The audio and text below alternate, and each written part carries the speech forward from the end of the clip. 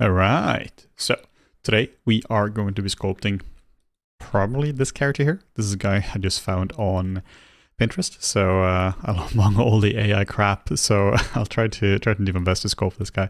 I might turn him into more of a creative style character. I'm not entirely sure, to be honest, but yeah, I'm just gonna have fun with this guy here. So like with the other streams I've done in the last week, I am going to just give this a second. I'm just muting the other streams here and just turning on a little bit of light here as well.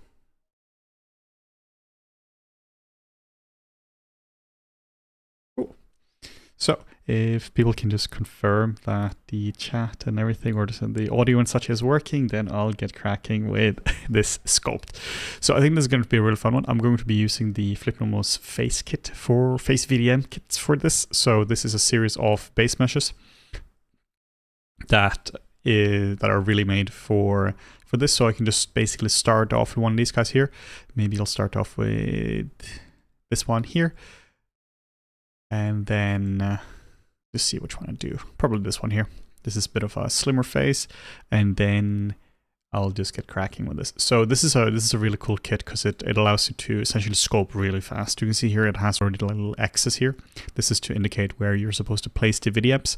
So it has a bunch of different features. So we're going to be starting off just getting a generic base down. So we start off by clone, and then in here I'm just gonna snatch a few eyes. So here we have the eyes, all good. Probably going to snatch a few teeth as well. The generic teeth here. Let's see what teeth he has. You guys haven't really seen much more of the ref that I have, so we're kind of starting in the same place here. We're going to just use these ones. So now we have a base, we have some eyes, and we have some teeth. Yeah, so Morton, he was doing a stream earlier, but I couldn't join for that. So I wanted to do my own little thing because I got a bit inspired. I was actually just doing some social media for the summer sale we're having. A little plug for that. And I found one of the older characters I made, this guy here. And I really like him. So I wanted to do more of that. So let's just hide this. Let's hide that. And then I'll get started with sculpting. I want him to feel like a despairing character, almost like a Snoke style character from the new crappy Star Wars movies. Crappy design or crappy character, but lovely design. So if I can recreate some of that, that'd be cool. So let's have a quick look. So unlike normal times when I'm sculpting, for this we're actually using subdivisions. The reason for this is that, well, the kit has been set up for that. So I'm going to be subdividing this up to a fair bit, and then I'm going to go here, just plug in this, and we named the fit kit FN, so it starts with F, so we can very easily find this. I'm going to be starting off with eyes and trying to find some eyes that kind of fit him here. So let's find some really old ones. Let's try middle age. Maybe these are good ones. So we can just drag this out like so. Oh, we need a bit more resolution for this. And then we can try to find the angle. What I'm trying to find is essentially something that has the same weight as this one has. What you can do, you can essentially change a few different things with this. You can change the scale, which is, easy peasy. Then you can change the position of it, like how close and far away are the eyes, and then you can also change the angle as well. So this guy here has a bit angled eyes, so that's cool. It just means you don't really have to spend too much time fiddling around with that stuff. So we can just try to do something like that. That's great. So let's go with that. So you can see how much time we're saving already just by throwing this out. This isn't even like a tech demo for the face VDMs. This is more just me wanting to sculpt, and the kit just happens to allow me to do that faster. So I'm going to go under the let's do lips next. Yeah, let's do lips next. And he has a fairly simple mouth. Sometimes the mouths, they don't fit because they might just have, or the features might just be really unique. In that case, the way I do it is I just kind of sculpted from scratch, right? Keeping it simple.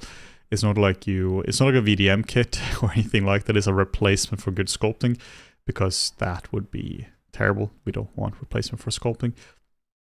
Let's see here. It's just here to speed it up. This is actually pretty good. So even if I'm using the VDMs for this, it would still be one of those, well, I've sculpted it from scratch, because first off, I made all the VDMs, so that would be fair enough. But also, like, it's going to be quite different from the the final thing anyway.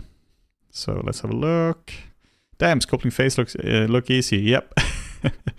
That's the point with this, right? But this is just to get a base down. So it's obviously a lot more work than that. But yeah, I'm just trying to find something that kind of fits with this. Let's do this. It was really useful when I added the axis for this, because then you just kind of know where it needs to go. It's always a bit tricky with the center ones, so there's not a whole lot we can actually do about that in terms of like making the kit better. It is just kind of what it is in terms of ZBrush. So there, that's all right. Just trying to make this go a bit more center, because we will for sure have to smart symmetrize this. I can actually just do that right away, just to check that we're on target. There we go. Yeah, that was actually quite good. So that's all right. So let's see here. Did you buy a perpetual license for ZBrush 22 and you intend to stay there? Yeah, I bought a license for this years ago, like 2009 or something, right? So this, I've just been using the same license ever since. So yeah, I'm currently on 2022. Let's see what I do with that. I mean, at some point we have to subscribe, right? Or have to upgrade, because you know, otherwise you're just left out of the of that world. You know, at some point you just have to. Cool. So now I have a bit of a base. This is obviously incredibly rough, right? But it means that like within like how long have we been sculpting now? For let's see here. Yeah, so we are currently 6 minutes in, so probably about 5 minutes of that. So it's really cool, right? How fast you can get when you actually have a good base and a good system for it. But this is of course not the end. I'm just going to save this here just so we can go in and have a starting point. Then this is kind of where a lot of the work really begins. So I'm going to start just making sure we have another symmetry here. Just make sure we're starting from a good spot. Yeah, all good. And then this is what a character design really starts. It just means if you're concepting something, you really don't care about like how it was made, right? Like you just care about making something that's pre-made. It's like almost like if you're building a house, you don't care if you don't have to build all the things from scratch. You can have a lot of things that are pre-made. So particularly for if you're doing concept art, right? Like you really just want to have a bunch of things done. So if this here is in 5 minutes, give me a few more minutes and I can have an actual version of this guy up and running. So if you're designing something like Snokes, right, for crappy Star Wars, then you can do like legit like 4 or 5 designs in an hour that, you know, are okay for thumbnailing. They're of course not going to be refined, but that's okay.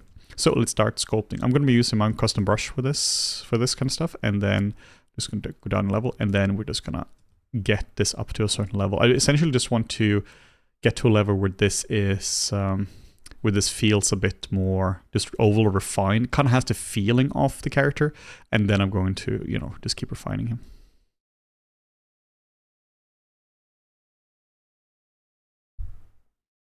Hey Henny, don't know if you would know, but I want to work for Digic Pictures, but they were instead in Budapest and live in Canada. Would it be possible to think remote?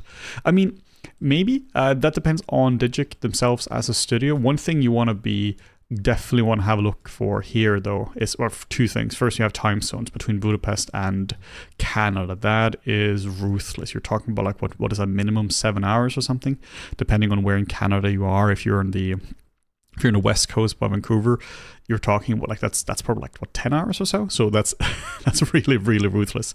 So some studios do allow you to work async, but a lot of them don't. But another one is honestly like salary as well. Canada is obviously a more high cost country, while Budapest or Hungary is not. So they might pay local rates. So to put it like this, local Hungarian rates are not going to go very far in Canada. So even if you are allowed to, that would be something that you would have to really figure out. So yeah, like that's just a genuine thing. Like cost of living is a concern. So yeah, definitely check that out there. Like what would rates even be like? Because it's really hard to convince a studio that has local Hungarian rates to pay Canadian rates, because that is quite significantly different. But yeah, when it comes to remote work, each studio is unique as well. Some studios will allow you to work remotely. Some will absolutely not allow you to work remotely. So a lot of studios will allow you to work remotely, but some studios will allow you to work remotely within the the country you're in. This is for pure tax reasons as well. Like a lot of film incentives, for instance, are based around that the work needs to be done in the country, right? So if there are UK film tax incentives, you need to be, I'm not an expert in this at all, right? My understanding is that if it's a UK tax incentive, the work needs to be done actually in the UK. So that means that a VFX studio can't just send all the work abroad then, because then they wouldn't qualify for the tax incentives. So there's definitely stuff with that. But yeah, like some companies also just don't do it at all. Or yeah, it's also like a thing, right? With like Blizzard forcing people back to work, even though they were fully capable of shipping Diablo 4, essentially, as far as I understand it, fully remote, at least a large degree, because that came out. It was definitely a large part of remote work with that. That came out 2023. Lockdowns lifted not too long ago because I was in California, right? One of the last places to lift lockdowns.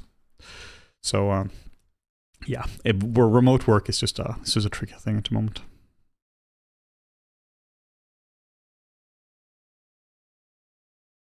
Henning, do you recommend somebody to learn every part of the body? For example, 30 days torso studies and then next month 30 days arm, head studies. I don't recommend doing that, to be honest. I'll show you the best exercise I have, and I know there are some mentees in this chat as well, and they've probably seen this one before. What I recommend you do is super hardcore, but it's super useful. Find an anatomy model. You can, for instance, do the Ryan Kingston anatomy model. This ships with every copy of ZBrush, so you can just load this in. Just go to Lightbox, Tool, and load this guy in. Well, this gal, I suppose. And what I recommend you do is the following. You try to... Oops, my water bottle dropped. You try to recreate this entire model here without any reference whatsoever, including, of course, this model. This is really, really, really difficult, but and the result is going to suck. It's just going to look absolutely terrible. But then you'll do it again, but with reference this time, and that's going to look, hopefully better. Essentially, the two models you're going to do is going to be no ref, and then you're going to do with ref. Like, do it from scratch both times, or you can also modify the first one depending on the exercise, right? But you do no ref and then you do ref. The first one is going to look like garbage. You're just gonna, it's just going to look not very good, and you might not even be able to spend a lot of time on it. The second one is going to look a lot better. The reason why you want to do this exercise is because you get a delta between the two. You get a true difference between the two. So the moment you're starting to, let's say you need to do this with muscles and bones, right? So if you're looking at the skeleton and you're trying to sculpt the skeleton, you can simplify it, right? But if you're trying to do the skeleton, you're going to be like, ah, crap, where does the spine go? And you're like sideways. You're like, okay, how does the spine kind of go? How does this kind of work? And where are the hips? Or maybe you don't even remember that there are hips in here, right? But then the more you do this, every time you do this with reference, you're going to be like, this is how this thing works. Essentially, but doing this without any reference, you are going to push yourself to the absolute max every single time. And you're going to truly understand what your understanding of something is and what it's not. And this is awesome because it means that you can genuinely improve you so fast. This is also a fantastic model because check this out. Alt click on a subtool and you can be like, aha, external obliques. You can be like, oh, soleus, what is that? I don't know where that is. Boom, this is in the legs, right? So you can just check this out and you can just go through this and you can just figure this out. And you see what's useful and see what's not useful. Because this muscle here, who cares what this is, right? This is inside, like all the way inside. You can't even see it. So you don't have to learn all the muscles, but it is important to know the main stuff. But I don't think it's useful to go 1 month, let's go hardcore on the arm, 1 month hardcore on the legs. Also because most likely, you just realistically from experience here, you won't really be able to do it just because it's really, really, really boring. I think it's a much better idea to focus on just the whole thing and then start to subdivide it down even further, because you need a foundation for the whole thing first. If you just start to go absolutely hardcore into the arms, sure, you know every single muscle of the fingers, but it doesn't matter. It's completely irrelevant if you know the muscles of the fingers if you don't understand how the whole thing fits together. The good thing about doing this exercise as well is that you get to kind of naturally figure out what stuff is important and what stuff isn't, because honestly, not all anatomy is made equal. Some stuff in anatomy is just much more important than others. So if you start to just memorize every single thing in the body, it's just overwhelming. It's just insane, right? But if you keep focusing on the important stuff, you'll eventually see that you do just remember the same stuff over and over again. Some stuff is you're just going to forget, and the stuff you forget might not be that useful. Like if you start to sculpt the face and you see that, oh, this muscle here you don't really care about, right? But you actually focus a lot on the fat pad that goes here. You're just naturally just going to remember those ones. It's kind of like with language learning, that the words that are important are the ones you encounter over and over and over again. You shouldn't just open up a dictionary and just go, all right, starting with A. Aaron A. Aronson, right? Just starting with that and just going ham. You learn the important stuff and then optimize for that. So yeah, that's essentially a good way to learn anatomy. So Henning says, you've already achieved mastery. What are your current personal goals regarding your art career? Well, first off, I have not at all achieved mastery, and that is not really something I would achieve, but I do appreciate the compliment there. So currently I'm focusing a lot on, I guess, becoming a better teacher. That's something that is always an important thing for me. Like I do this both in the mentorship, but also with, of course, the tutorials we have for Flip Normals. Really just trying to get better at that, because you reach a point where it's not even that you achieve mastery, right, in sculpting or anything, but you reach a point where I can kind of look at something and sculpt, like very quotation marks here, but I can kind of sculpt everything, like anything I want to. You reach a level where it would be like, again, with language learning, right, where you become fluent at it, where in the beginning, if you're trying to learn French, you're just going to be struggling like crazy, even just to formulate basic sentences. But then you reach a point where you can kind of say anything you want to, and there isn't really a translation thing between your brain and your mouth. It just goes in a very natural manner. And it's the same thing with sculpting as well. You do reach a point of kind of fluidity at it, but then it's not like you learn French and you're like, all right, cool, now I'm done with French. No, it becomes a lot about deeper understanding of the language and saying interesting things in the language. So that's really one of the things I'm interested in is like teaching. I think it's really, really interesting to teach, also because you get so much better at learning, or like by sculpting, by teaching, like so much better. So that's one of the things I really enjoy doing, really trying to find ways to explain things in better ways, because man, sculpting, pretty hard stuff. So just trying to get these volumes to work. Essentially what I'm thinking about here, like just to bring you in behind how the sausage is made, I'm trying to make shapes here feel like they're made out of bone, because these shapes here are bony, right? And then make these shapes here feel like they're made out of flesh, because these guys here are made out of flesh. Trying to make this stuff here feel like it's cartilage, because you guessed it, it's cartilage. So I'm really trying to make like the feeling work, but also, of course, proportion, all that. At some point, I'll probably do a little sanity check, or just kind of throw this through here, and then I can just like line things up as well, because that is stuff that's really, really hard to do. Just without. Also, I'm going to set the focal length to something like 85, basically a really long lens.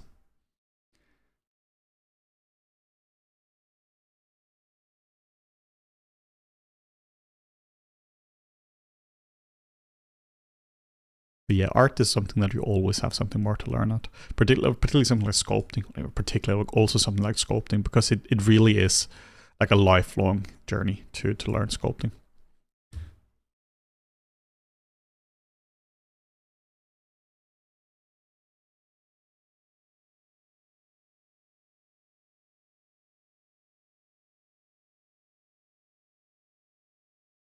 Just evaluating a little bit here, checking out what's going on here. I'm also just finding a product for anatomy. We have a course called Introduction to Anatomy that came out about a year ago or so, a bit less than that, which is a really solid course for learning anatomy. Honestly, I highly recommend that. I'm a little biased since I created it, but we genuinely put down everything we know about anatomy. Like I genuinely put down all the things. I try to make it the best course I could for anatomy. So here is a link to that. So yeah, we have a pretty big sale at the moment. This is our annual summer sale, like you can see down here, I suppose. And here is a link to that. So yeah, if you're interested in learning anatomy, I do really recommend this course. We go through like all the things, like go through all the main muscles. We go through the importance of having a recipe for it, and we really cover it from a practical point of view, instead of just going through absolutely every single muscle and every single shape and all that kind of stuff, which is insane. Like that's just not going to help anyone. I really try to focus on practical anatomy. I think that's much more interesting. So I'm adjusting the focal length as well, because this is actually more of a narrow lens, because this, you can see that because his ears are tucked behind his cheekbones. So in that case, it's normally would use like, I don't know, 80, 100 plus millimeter lens for portraits, but in this case it's probably, I don't know, a 20 mil, or it's a pretty extreme lens here to really enhance his face. So that's just something that's important to keep in mind. It's impossible to tell exactly what it is, because you don't know. You generally need to know that. Like, you actually need to have data on that. But you can make some educated guesses. One of the ways you can make an educated guess is if you have something like this, right? Notice ears. If we just disable it, you can see how much bigger the ears get in ortho, or you can go under draw and you can really see here, right, how the ears just kind of disappear. And this is what I'm seeing more with this, that the ears disappear. You know, if this guy had proper cheekbones, it would just kind of disappear behind that. So I think that's really important to keep in mind.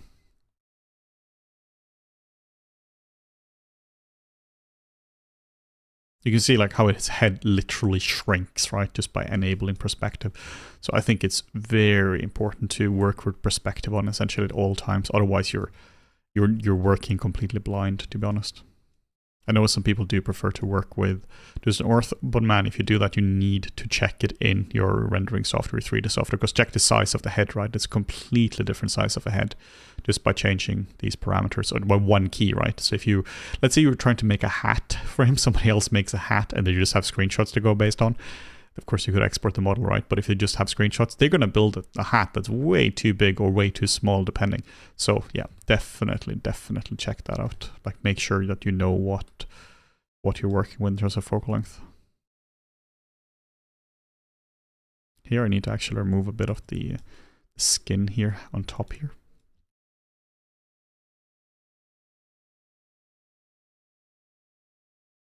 Also, if you guys are interested in the lighting, the stream, and Morten, he did a stream some hours ago focusing on lighting in Blender. We have a new product coming out soonish about which is a lighting kit. We have one before, but this is a brand new version which is going to be for Blender and for Arnold, and it's basically in the finalizing stages now. So that's going to be really cool, and Morten is like displaying that, talking a lot about lighting, rendering, all the kind of stuff in Blender. So yeah, we have a nice little stream earlier today.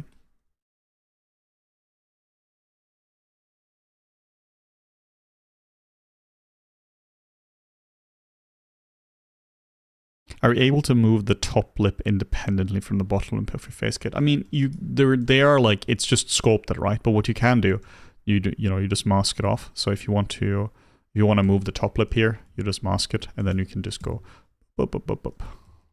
Just mask the bottom as well. You can do whatever you want to. But yeah, you do have to mask it. There is no way to build this so that you have unique control over this without masking. So for now, I'm just observing, right, the differences. I'm not really measuring anything or lining things up. I'm just kind of winging it, to be honest.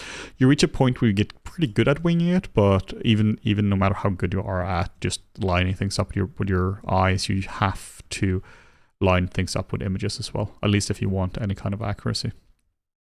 I think that's absolute key. It's so easy to not even become arrogant, but just to make assumptions that you're better than you are at observation. Observation is an insanely difficult skill to learn. I know I was going to say master, but you never ever master observation. It's one of those things that you're always going to need to look at, to develop. It's not even the case that you need to look to master observation, or you can't master observation because there were just so many unique people. It's a genuine thing that you need to just get better at seeing things as a core skill. So it's a really core skill to learn, which takes, I mean, a whole lifetime, right? But that's one of the ways you improve as an artist. I had this when I was learning to draw and learn to sculpt. I was doing that at the same time. And like I was a teenager, and I would focus quite intensely on one for a while and then the other one. And I would notice every single time I did drawing for a while, my sculpting would get better. And every single time I sculpted, my drawing would get better. And I was like, not really sure what's going on here. Obviously, my use of the pencil hasn't got better, or the use of ZBrush hasn't got better when I didn't do ZBrush, but it was still better. And in hindsight, that's of course because my observational skills got better. Also, looking at the stream here, pretty terrifying to have this right behind my head. So I'm just gonna move this a little bit away. Hey honey, have you ever used Mudbox to make displacements for a human head in a production pipeline? Yep. Yeah, let me know what questions you have around that. Mudbox is a very, very good software, but it's also a very, very dead software in terms of development.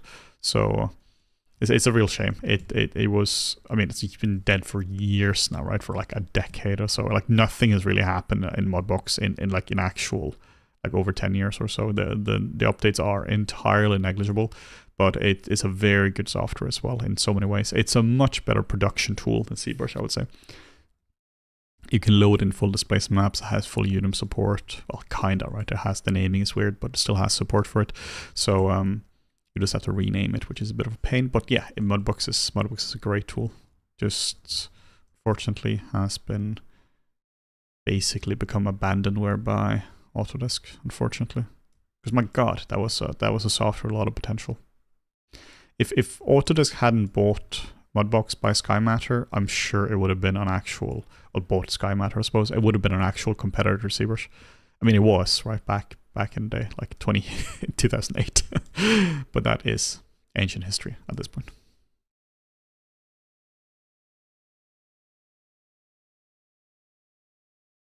Yeah, if you check out the change log for each year of Mudbox, it's actually pretty funny because there are some sites that actually do like CG News, what is up? And for Mudbox 2024, because they do keep updating it in the sense that like they do keep giving it a new name, right, every year. The changelog is something like literally there is not enough new features to warrant a changelog. Like it's genuinely interesting seeing how few things are happening. I think one of the years the only change was the install screen for Linux has been updated, right, with a slightly new graphic or something. Probably just a, I don't know, legal requirement or something. But yeah, it's entirely a dead software. Even though in some way, or abandoned software rather, you can still access it. But even, which is a shame because it's legit a really solid software in so many ways. Like texture painting in Mudbox is years ahead of ZBrush. Like ZBrush texture painting is kind of crappy, and Mudbox is still great. Layers is much better in Mudbox than ZBrush. Displacement, import and export is at least a lot more flexible.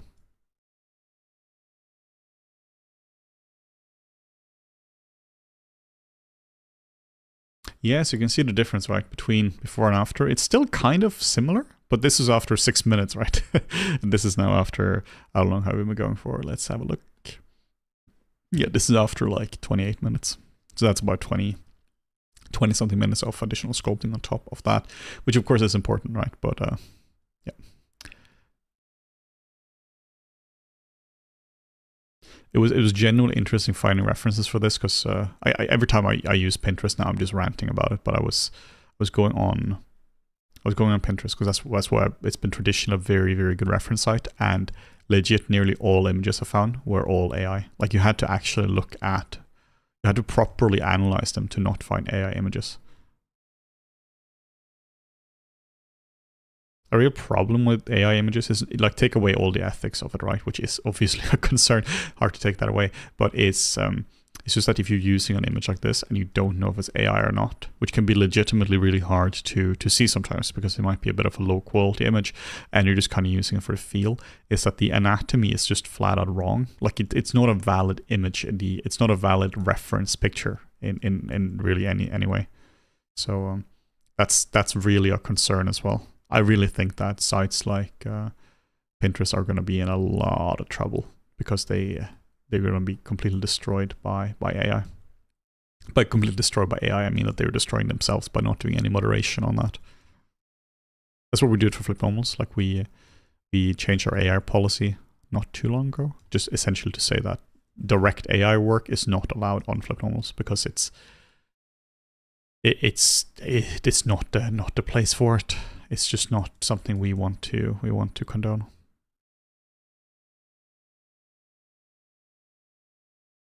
I'm trying to make his eyes really heavy. Just really trying to like make this seem like it's like a crazy heavy eye.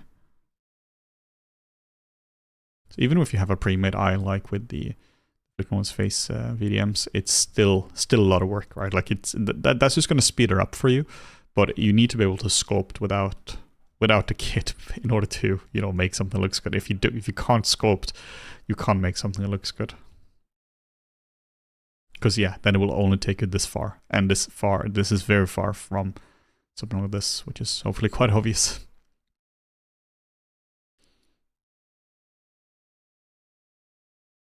We need that alpha used for the clay buildup. Yeah, we'll probably get it out at some point. Still haven't really done it, but yeah, it's a really nice alpha. I mean, again, it just looks like, move it around, like it just looks like this. Fairly simple stuff, but took some time to develop it. Didn't take a long time to actually paint it, right? Because it's just some up and down in Photoshop, but it took some time to figure it out. But yeah, now I only use this alpha because I like it so much.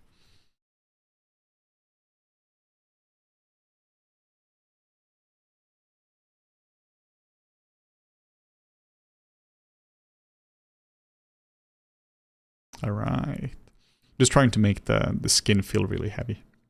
Sometimes when you have characters like this, you don't have a lot of, like, the frequency of the wrinkle can change. Like in this case here, he doesn't have a lot of heavy, like he doesn't have a lot of wrinkles in terms of like subdivision, right? It's just that the skin just feels very, very, very heavy.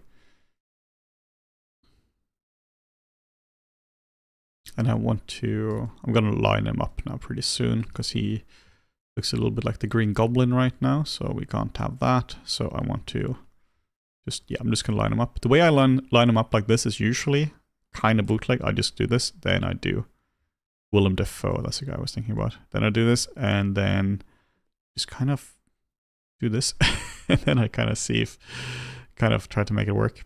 Again, the focal length is quite extreme on this one, right? But I just want to be sure that, and here you can see, right, why focal length is so important to at least have an idea about. So just trying to get a bit of an idea.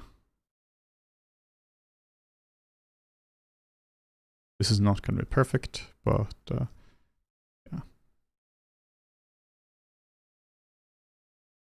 Definitely his face needs to be longer.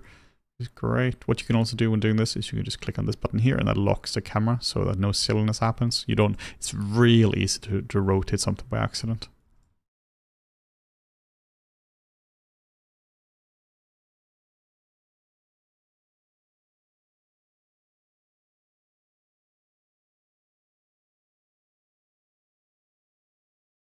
I think it's important to do these checks because we generally, as people, are not very good at observing things. Like we truly are not. We are designed for seeing big patterns and such. We're not designed for seeing the individual things. The way I kind of think about it is the whole, like, the classic, right, tiger in a bush kind of thing. If you see the leaves rustle in a bush, you just want to go, oh wow, there might be something in that bush, instead of looking at each individual leaf and getting distracted by that. That's how I like to think about it, at least, that it's a very practical thing for us to not see details. We do really see the bush and not individual leaves, because otherwise we will be in tiger trouble pretty soon. Probably not too many tiger troubles if you're living in London, but you know, maybe fox trouble. A lot of foxes here. And apparently wild horses as well. There were some horses that escaped here in London like about a month and a half ago or so. Like proper military-sized horses. They trampled a few people. Absolutely terrifying. There are photos of horses with like blood on them because they trampled people. Pretty insane stuff. Anyway, sculpting. So just looking at this and trying to get these shapes into it.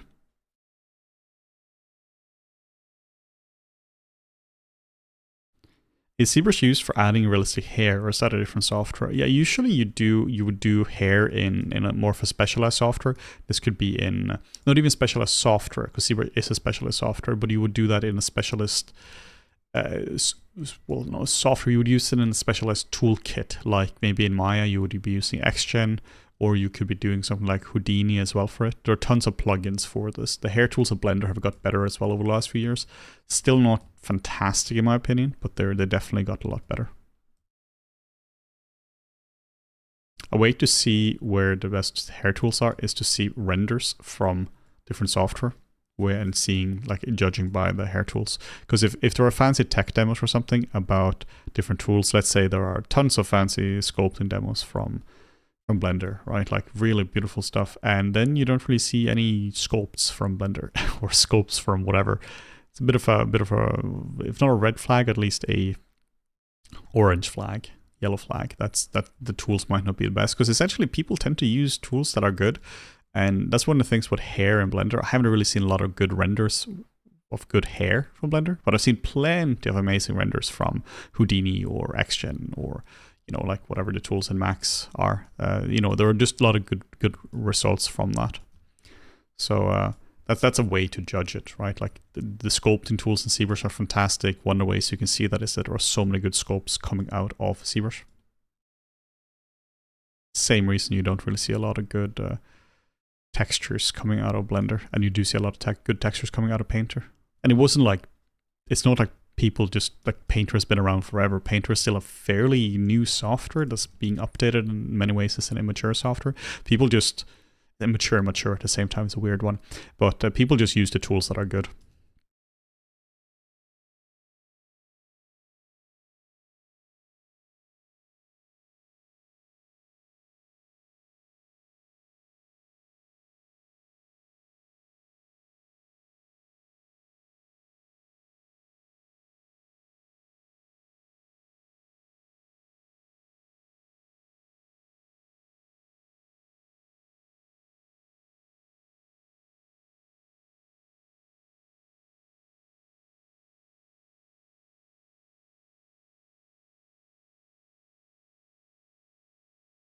So just trying to refine the shapes a little bit. He looks a little too happy now. The way he fixed that is we do this, whoop.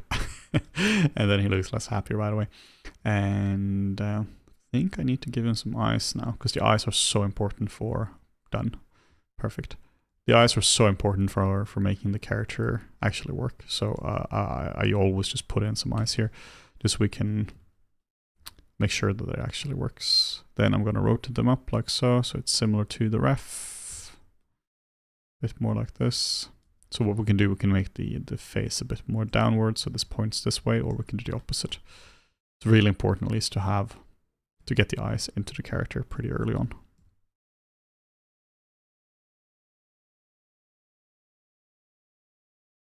Notice how thick these eyes are, like they're proper thick. So it's really important to get that into the character as well. Another thing you can do like these renders once in a while.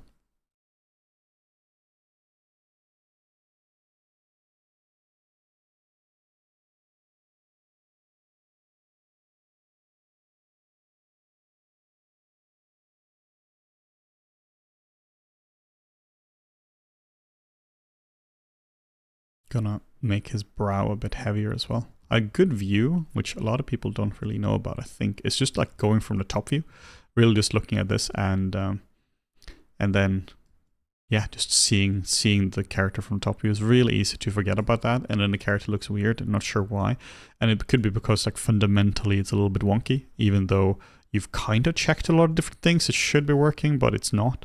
So the top view is fantastic for that. Okay, I need some more resolution, which puts us at around 9 million, which is a little overkill, but that's okay.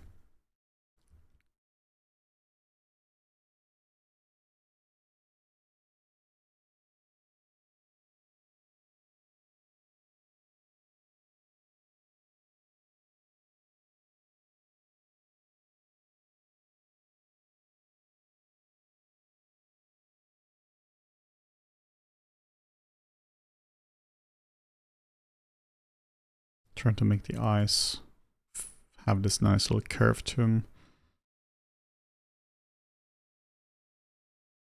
I think the eyes are smaller than they are here. Let's scale this down a little bit.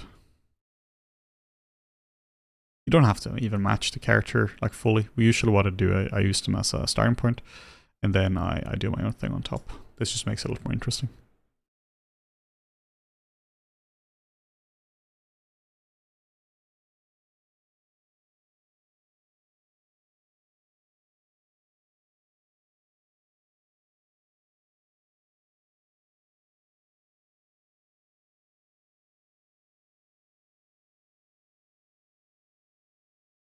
you can share this reference. Well, I just went to Pinterest and I searched interesting faces, and it was quite early on in the search results, so you can just try that. I just found tons of weird looking faces along the absolute sea of garbage AI art, or AI images rather. So yeah, I would try that first.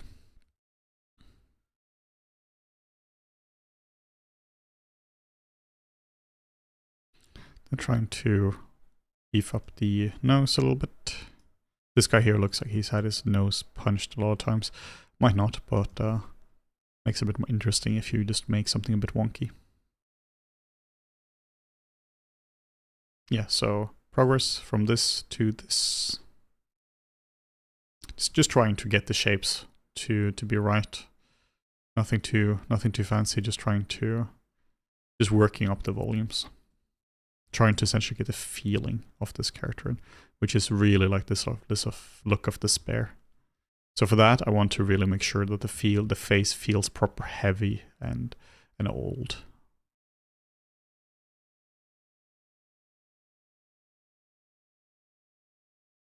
How does Morten paint? What does he use? Morten uses a lot of ZBrush or poly painting when he's texturing. He's old school like that.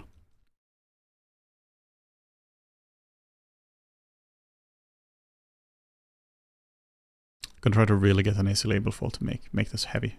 Really just try to add some weight to this.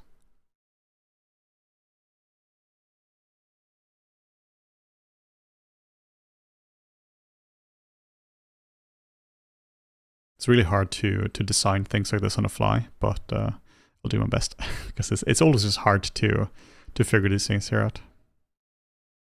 Also, these references here are not consistent, so the focal length might be a bit different, or the facial expression is a bit different, but it still provides me with some data, which is quite handy. What I can do, what you might take from this that might be a handy tip, is if I'm gonna add or remove something, or just to make the character more interesting, I'm just kind of doing this, like just brutally carve something in. And if I need to add something, I do the same thing here. So if I want to see there's a plane change, like here, sometimes I need to just alt tab out. There's a plane change right here between this, and it's not really here, it's like this. Then what I do the same thing. I just go zoop, and I just carve in. So instead of trying to be delicate about it, I just go, yeah, this shape needs to be in here, let's go. This shape needs to be in here, let's go. And this just helps me a lot to redirect shapes and to, yeah, just be sure that everything is working as it should. A little tip as well, if it is in general, older people have a lot thinner lips than younger people. So if you want to make somebody feel older, you can thin their lips out. If you want to make somebody feel younger, you can fill their lips in. There's just less shape in the face in general, like less collagen and less fat, which contributes a lot to the overall shape of the face.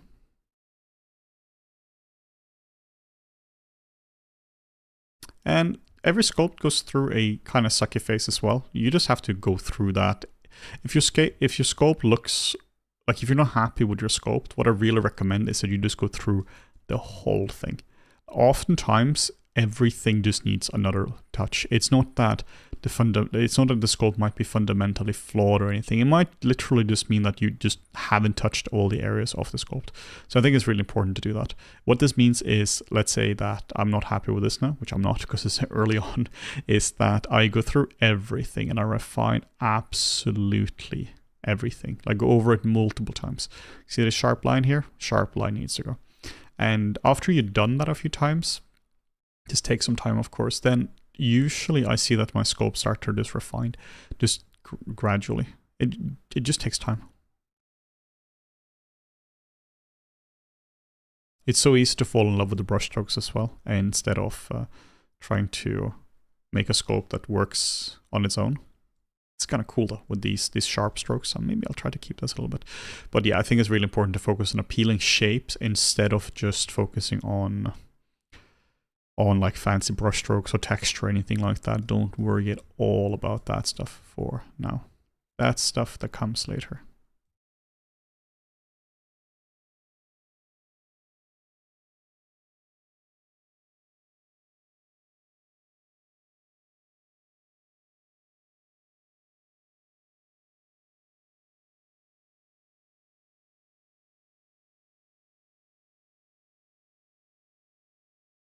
I sometimes like to go in here as well and just be really clear with brush strokes, almost be a bit graphic about it, because this means that I can just properly get this in, just really get in the shapes I want. And then if you do something that's a bit stylized, you can always unstylize it, so that's not really a huge concern.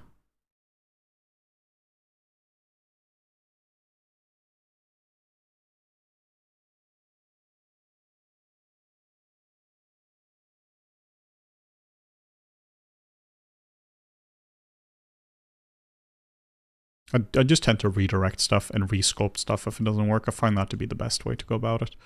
Keeps it simple and keeps it nice.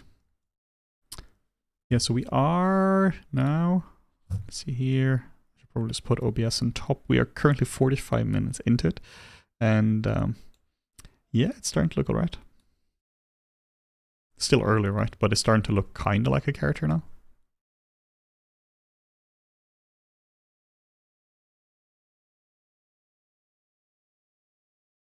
One thing that's quite useful to think about when it comes to characters is I tend to think about all wrinkles kind of starting as a kind of a dot here, and then just kind of go towards all wrinkles in the forehead and others. Then they kind of just tend to go out from there, like they keep following the flow here. From the front view, it basically follows like this. Not 100%, but the way I kind of think about it is it's almost like somebody's wearing like goggles, and it just kind of follows the flow of this. So there are two goggles here, and then it just kind of goes here, goes in the middle, and it goes here, goes like this. And this is more true than not. It's not 100%, but it's kind of true. Same with the eyes here as well. They can tend to go around here, so it kind of picks up a little bit. So just keeping this gestural is really, really handy.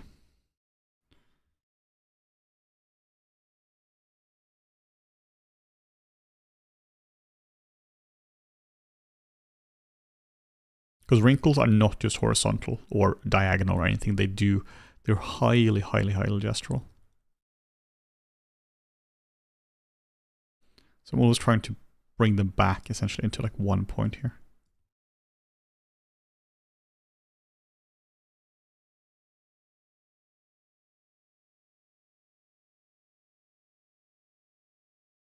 This ref here obviously isn't great in terms of anatomy, right? Because it's so like it's so stylized in a sense. Like there's probably a lot of retouching as well. This definitely like this looks like HDR, right? Like there's a lot of value crunching and all that kind of stuff, but it's still cool for character ref. Usually what I do, I have two kinds of ref. I have one that's purely like emotional ref, be like, this is what I want the character to feel like. And then I often have like highly specific anatomy ref, which would be, this could be a scan or something of a person, and just trying to go with that, just really trying to follow the scan for that. Here there's something that's not right, so I just want to redirect this. This could be because it's his face is a bit weird, but like, you know, has different facial expressions. But yeah, just trying to force in these shapes.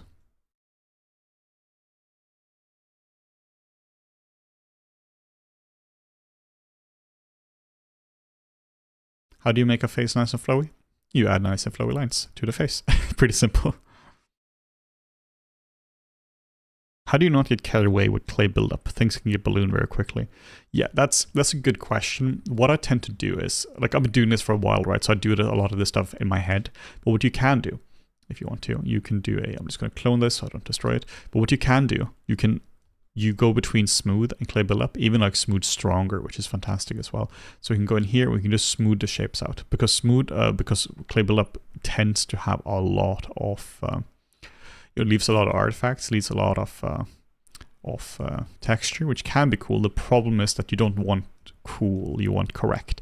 Meaning if you're sculpting a face from a concept or anything like that, it looking cool really isn't the primary thing, because cool can just mean so many different things. What you want is you want to match the concept or match the reference, match the art style. So I tend to simplify stuff like this. By simplifying, you make stuff stronger. So go over, simplify it, but I'm not just doing, notice what I'm doing. I'm not doing this. I'm doing specifically, all right, here is a volume I want to be smooth. Then within this, I smooth it down. then here's a volume I want, and then I smooth this as well. And then I might go over the bridge between them as well, and then smooth this down as well. But I'm not just like nuking everything, because if you nuke stuff, then you, like, the smooth brush is not a smooth brush per se. The smooth brush is a blur brush. So what it's doing is it's not some kind of unification or relaxing brush or something. It's a nuke brush. It will blur whatever you point the smooth brush at, it's gonna blur. So that can be good, you know, if you want that, but it can also be really bad, because if you're not in control of the smooth brush, it can be problematic. But I do tend to do this. What I do as well is the smooth stronger brush, which is great. I'll show this one now. So this one here just nukes everything. The smooth stronger is phenomenal if you're dealing with higher poly counts. But then you can also go back to the other one once you're not dealing with that anymore, or once you're not doing major changes. But yeah, I tend to use both of these quite a lot. And then I tend to go over the whole sculpt again. Remember what I said? Go over the whole sculpt multiple times. That's really, really superpower. So you can also smooth and sculpt and smooth and sculpt. Like if you're having a hard time controlling the clay brushes, use the clay brushes less. But really, you don't have to use the clay brushes. They're great brushes, but it's not like they're the end. Like it's not like you have to keep using them. Use whatever you're comfortable with. So smoothing is also a fantastic way to control the shapes. I use smoothing a lot, to be honest, because it really allows me to control the shapes. Like stuff like this looks cool, right? It has some nice texture to it, but I really want the design to work before I focus on cool, because I don't know if the design is working at this point, because there's so much data on it, there's so much noise. So first and foremost, control the sculpt and don't worry about brushstrokes. Brushstrokes you can add brushstrokes at the end if you want to, right? You can just keep this stuff simple. Have you tried the brushes by Pablo, like the clay buildup? Yeah, I have. It's really good.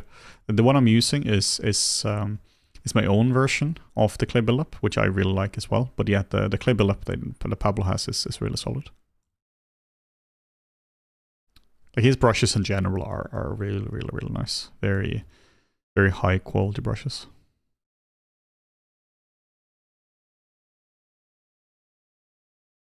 Your smooth brush opinion seems to have changed a lot. Yeah, you might assume so, right? So, you know, I'm always happy to be proven wrong or to correct myself. But it's not even that that my opinions has changed. It's more, my opinion is kind of the same. My opinion fundamentally is you want to have a scope that you control, where you control everything, right? So by using the smooth brush, you are blurring everything. Like you are, there's just no way about that. The smooth brush is a blur brush, right?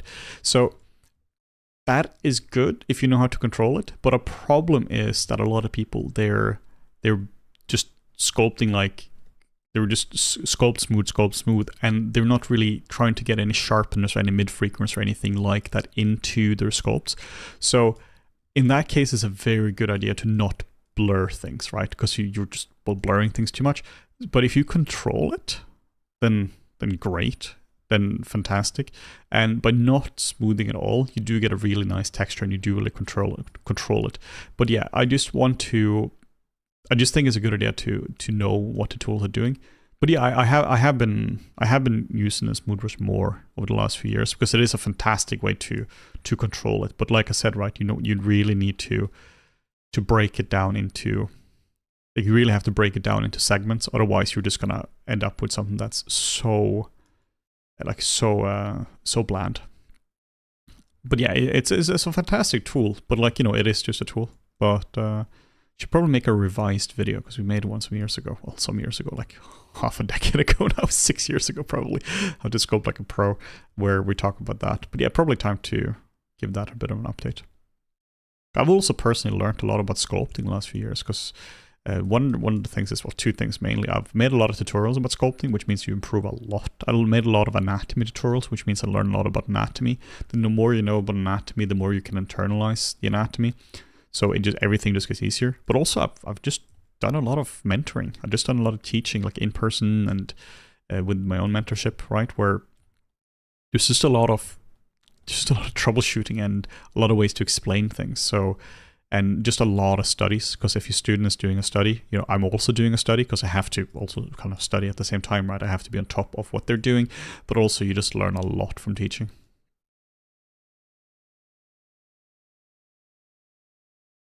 Trying to just make it feel heavy.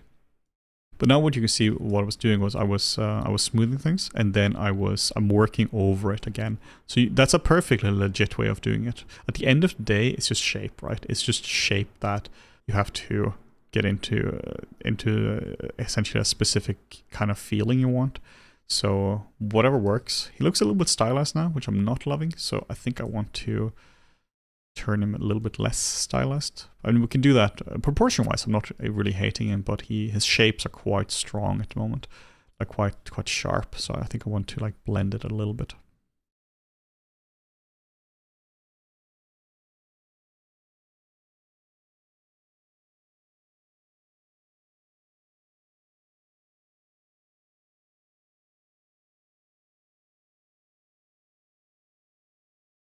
Yeah, I still think it's a fantastic idea for people starting to sculpt to try to pretend the smooth brush doesn't really exist, because it's a treacherous little thing to get used to. A lot of people who use the smooth brush are people, of course, it's a perfect valid way to do it, right? But building good habits and all that. A lot of people are old school people who's like proper old school sculptors who's been sculpting for such a long time. Like the sculpting workflow was kind of refined and locked down before the clay brushes were introduced. Like they first introduced the clay brush, and then they introduced the clay buildup brush a few years later. So if your formative ZBrush years were before that, mine kind of were. Like I sculpted a lot before those years, but I'm always adapting my workflow. Then it makes sense that you're sculpting and smoothing. A lot of people use the standard brush for that as well. They kind of bypass the clay brushes. You know, whatever works. It's all about just getting good shape. There's no dogma here or any... Like, whatever works. It really is just a case of... If you can make it look nice, go for it, man. Go for it.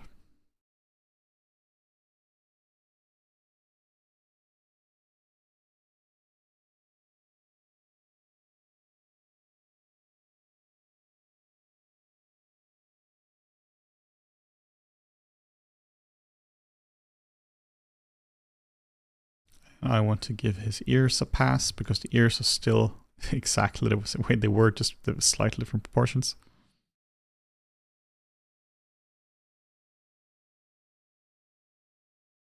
Oh, this is an interesting one. How do you explain to your employer that a certain task takes several days instead of a few hours? I had this situation with my ex-boss who thought he was so smart but didn't know shit. So in that case, right, if it's not like, oh, does it take 5 days or 3 days to do? Which, you know, there might be somebody maybe they know somebody who could do that task, but you might not be able to. It might be a junior senior thing, or like if you were to be bidding a task for a senior, maybe it would take them 3 days, but a junior would have to spend 5 days on it. But if it's like a few days versus a several days instead of a few hours, then the person who's doing the bidding or scheduling is fundamentally misunderstands what the task is, because there is no way you're going to be off by that amount, right? Like then it's in that case, then if it genuinely takes that long to do, I would really like do like, hey dude, let's do I just want to talk to you because the schedule you're giving me isn't actually viable. And he's like, oh, why not? Well, let's break down the tasks. This is how much it genuinely takes to do. And here are the tasks involved. Like if it's that much of a difference, it might be that they're not estimating that texturing takes any time at all, or that UV mapping is a thing, right? Or shading is a thing. It might be that they're genuinely not understanding what needs to be done. Or if it generally takes 3 days, 4 days to do a task and you're being given 2 days or 2 hours, well, it's going to look as it looks, right? It's just going to look kind of crappy. Meaning if you were to task me to sculpt a full character in like a full character like to this quality here, and I had like 2 days to do it, I mean, I can give you something, right? But it's gonna be the quality of somebody who spent 3 days on it. I heard somebody say once that like one of the reasons why the animation at Pixar is so insanely good, of course they have good animators, but they also just have the time it takes to do it, which is ridiculous compared to a lot of like smaller commercial studio. And they were saying that if you were to give a Pixar animator a quota of 20 seconds of animation a day, they're no longer a Pixar animator. Like the quality is not that of a Pixar animator. Same thing here, right? If you were to take a professional game artist or VFX artist or anything like that for characters and not give them the time it takes to develop a character for games or film, well, you're not going to get film quality.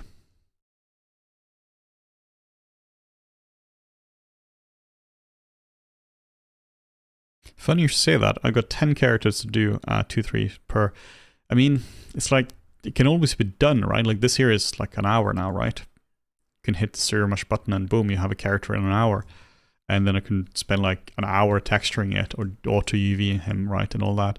But it's gonna look like it's gonna look. If you were to give me, also particularly if you're dealing with clothing and rigging and all that kind of stuff, that becomes very difficult. But it's always doable. It's just gonna take what it takes. It's like if you want to make a steak and it takes like 2 hours to prep the steak, yeah, you can have it after like 10 minutes, but it's not done yet.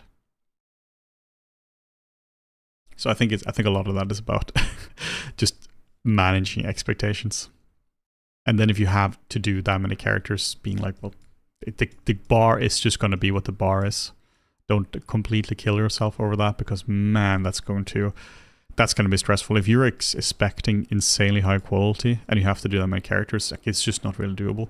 I would say though, if you are doing that many characters, like in that short amount of time, then you can of course just brute force it. I'm sure you were like sensible about it, right? But you can brute force it just by sculpting, retopo and all that kind of stuff. But you can also build a bit of a pipeline around it, build resources.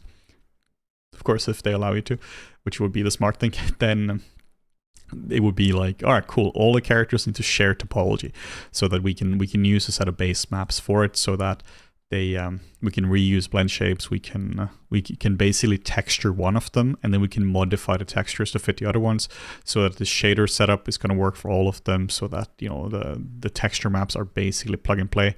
Like if you were to be doing like 10 of these kind of characters, you can make a base human, and then you can just add the redness right around the eyes and such.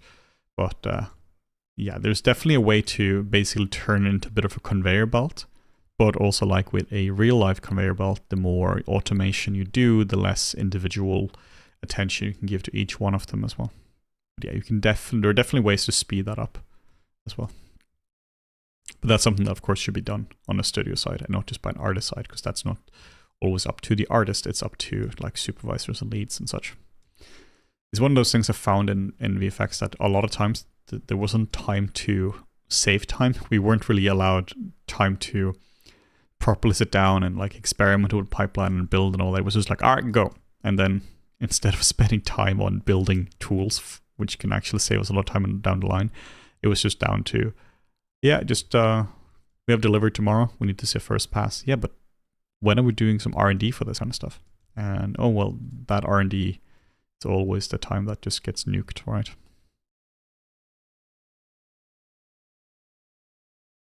So yeah, the characters is gradually coming together now. Do a little render. Do you use a display tablet for sculpting? I use a pen, and I just have a regular pen tablet for this. I do. My second monitor now is actually a display tablet, but I find it to be awkward. I find it to be awkward from an ergonomic point of view, because I have to like lean over it as well. And particularly what I'm doing now with recording, there just isn't enough space between the monitor and me for a microphone.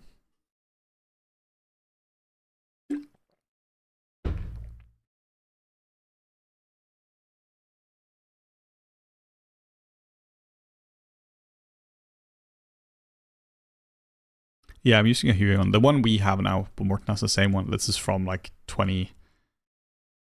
it's a 2019 model, I think, because we bought it in 2020. The sculpting on them, I'm sure they're much better now, but the sculpting on them is brilliant. Like it's a very, very high quality screen. But the colors are absolutely garbage. So it might be that they're using a different model now. I would hope so, because what we have here is to the point that you legit can't evaluate the like proper colors on it. I have a calibrated monitor, which I'm using for my main one, and like proper calibration tools for it. And then I have the other one, and the colors are just not the same. So I can use it for sculpting, but I cannot use it for texture painting. apart from like just, you know, general map creation, but I can't use it for like color maps or anything like that. Now I'm going over the whole model now, just with damp standard. It's really cool because it allows me to just block in certain shapes, just to carve in different shapes here. This can be quite useful as well.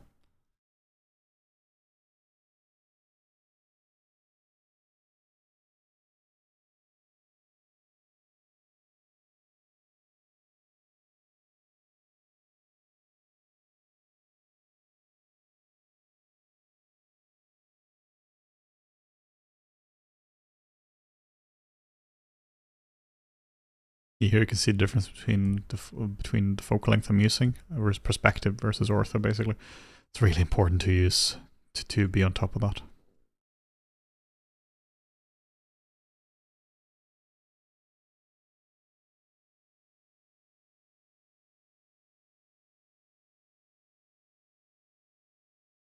I'm going to try to make his skin generally feel a bit heavier, and you can see my approach for this. I'm just straight up just adding clay, right? Like I'm just adding a strip of clay onto this, of course, digital clay, but this is how I'm thinking about it. Like I'm generally just trying to make this stuff heavier. The way I'm kind of thinking about this in terms of pure fundamentals is if we have a shape that goes kind of like this, the apex of the curve, like the peak of the curve, is basically in the center. What I'm trying to do is I'm trying to do it like this, so that the apex of the curve is here. This is what happens, right? When somebody gets older and such, you just get a lot more variety in that. So I'm just trying to essentially just make everything feel like it's a lot heavier. Work by working on the bottom of all the curves. Trying to just make the bottom of each shape is where the apex of the curve is.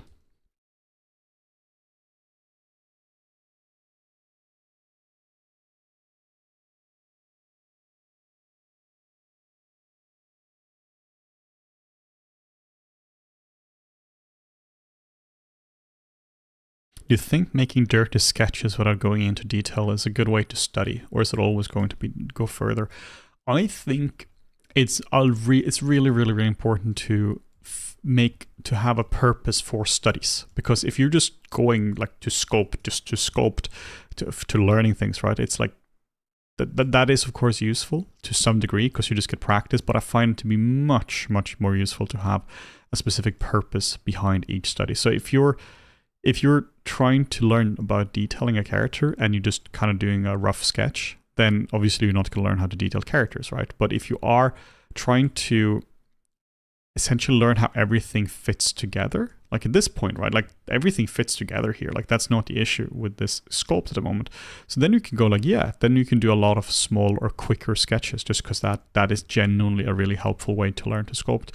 Like for instance, doing speed sculpting is phenomenally useful because it means that you get to really prioritize what's important. Like if you let's say you're sculpting you're sculpting a full character, you're sculpting the arms, going into the individual muscles in the forearm is not a useful way to spend your time because you can't really see it, right? But then you learn to simplify down the shapes into what actually genuinely makes a difference, and that I find to be very useful. But yeah, it depends entirely on what you want to study.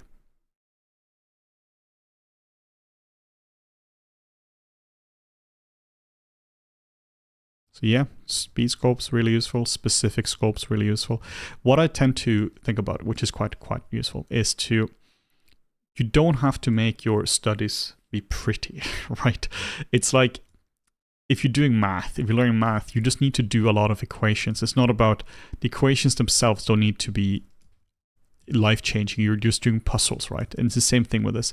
It's almost like once you solve the puzzle, then it's good enough. It can be good enough if you've set a parameter or set a purpose for the puzzle. So if the puzzle is you're setting for yourself is I want to get better at sculpting noses, and what you're struggling with is the structure of a nose. It doesn't matter, right? If you've like the structure can be like you would draw a line here, we draw a line around here, and then we draw a line here, and right, and we'll kind of have a structure to it. Is if you can't memorize this, then but you have the pores, you're kind of failing your own assignment. But if you're nailing that, then you're kind of nailing your structure as well. Then you can do another one and another one.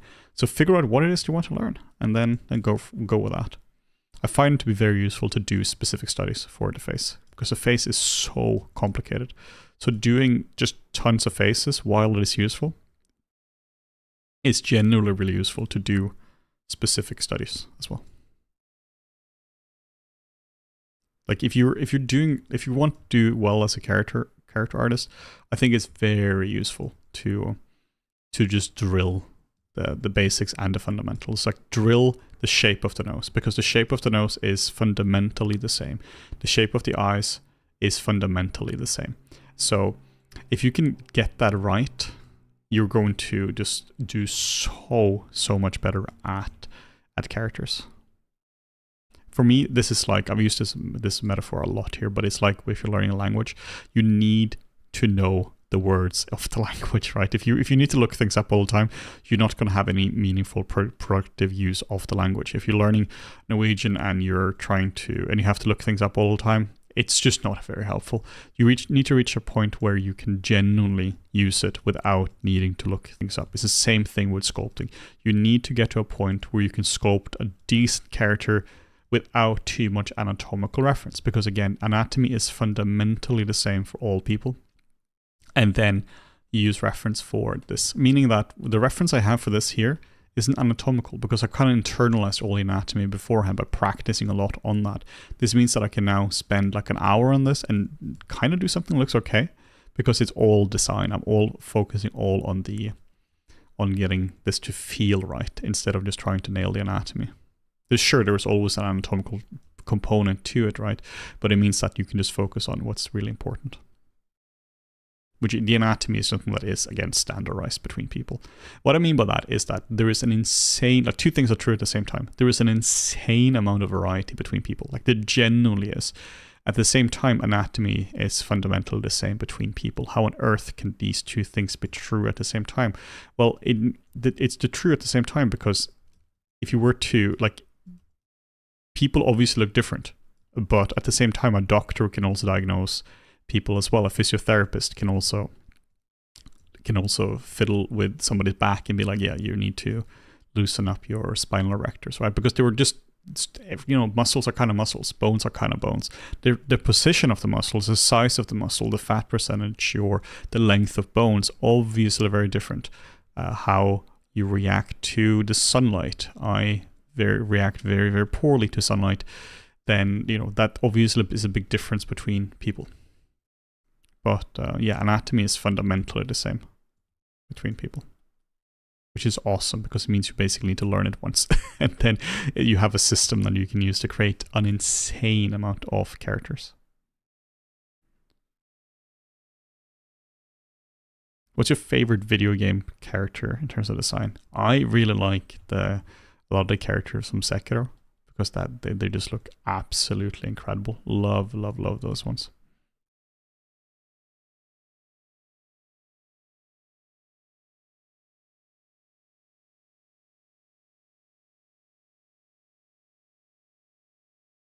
All right, just evaluating the character.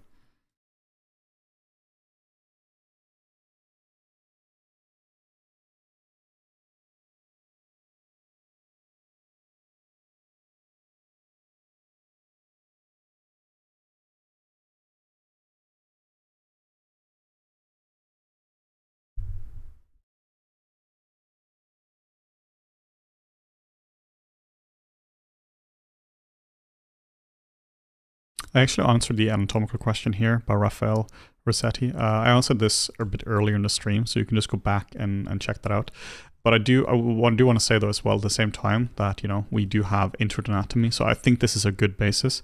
It would be kind of like, if I had to recommend somebody how to learn anatomy, I can't really find an anatomy book to recommend because, man, it's so complicated. The hardcore anatomy books are not there for learning anatomy. They are here as a dictionary almost, in the same way that if you're learning English, you're going to pick up a dictionary, but it's not your primary source for learning. And so I find this course here, this is one I made, right? So, but I made this specifically for people to learn anatomy based on a practical approach. So here you can see, right, brachioradialis and extensor carpi radialis longus, useful stuff to, of course, learn that there are two muscles here, but from all practical purposes, whenever you're sculpting this, you're just going the rigid muscles, right? Like we just keep it simple. But certain things are also important. So I do emphasize this, like, oh, this is where the scapula meets the clavicles. Then this is connected through ligaments. So this kind of stuff is also really useful. So that's really handy.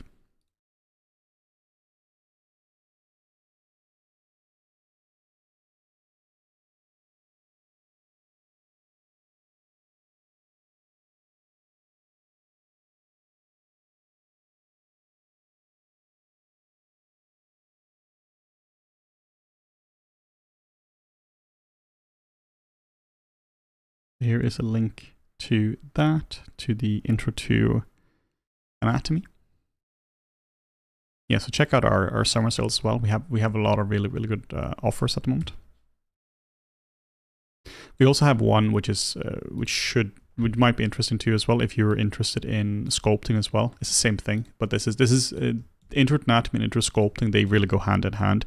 So one intro to sculpting is more an intro, and intro to anatomy is specifically about anatomy, but it's a bit of the same style between the two, and yeah, they just really go hand in hand. Okay, I want to experiment a bit with some shapes now for this. What I do often, whenever I'm doing that, if I'm not fully satisfied, I just kind of do this. I just kind of mess around with the move brush, because this just forces me to see the model in a new light. Sometimes though, ZBrush deletes the undo history, and then I'm in trouble because now my undo history is gone and I have to just fix it. But generally, this is a pretty good way of doing it.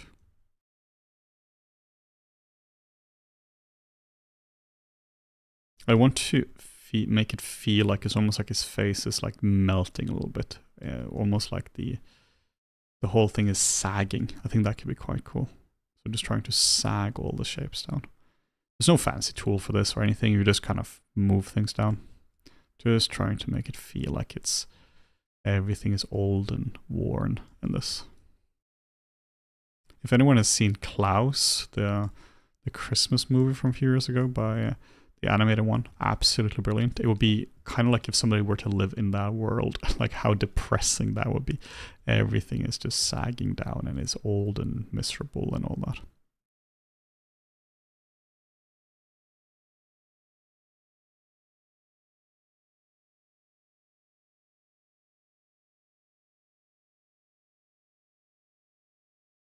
Does anyone ever actually use the array or nano-mesh feature in ZBrush? Yeah, people who do hard surface tend to. I have not really used those features a lot, but if you do a hard surface, they're quite handy for certain things. But yeah, for like organic character work, I don't really find it to be particularly useful, to be perfectly honest.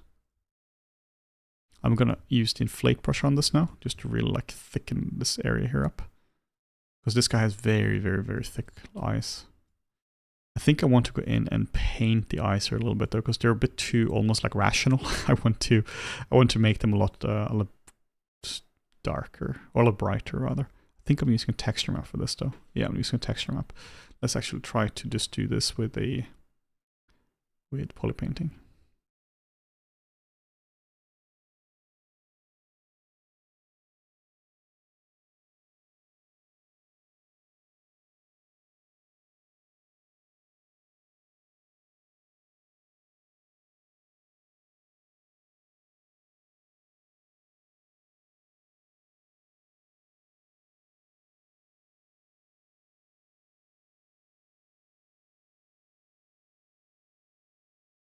I found it to be really useful just to paint in a little bit on the eyes, like so, just because we just tend to look at the eyes so much. So just by having a little bit of a focal point here, it can be really handy.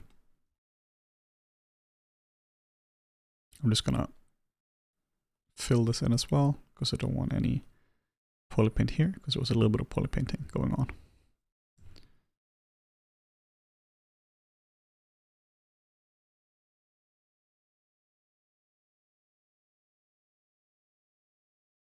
Okay, I'm gonna bash the nose up a little bit as well.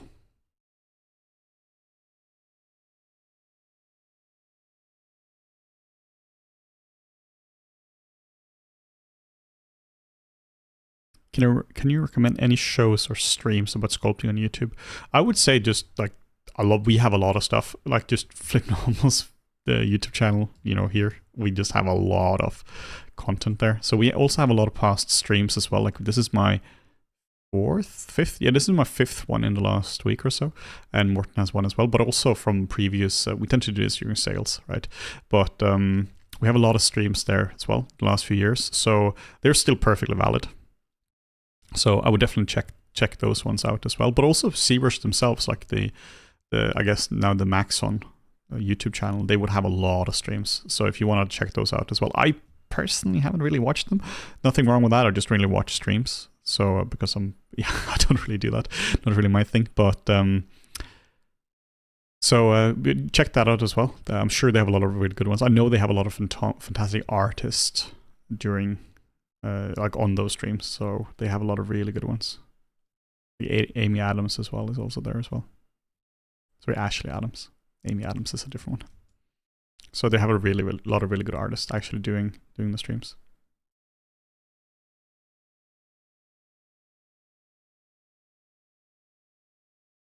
Just trying to make this feel heavy.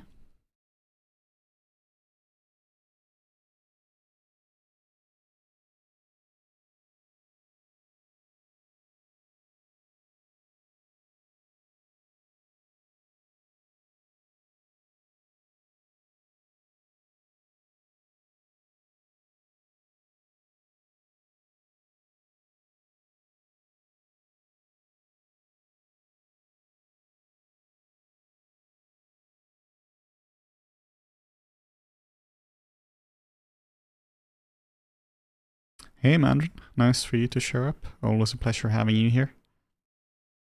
Have you ever worked in a cinematic studio? I have not. No, I worked in only in film. I worked in commercials before, like in a tiny Norwegian studio, but I haven't actually done cinematics. It looks like a lot of fun though. I would have loved to been on like the Blizzard cinematics team. That looks really cool.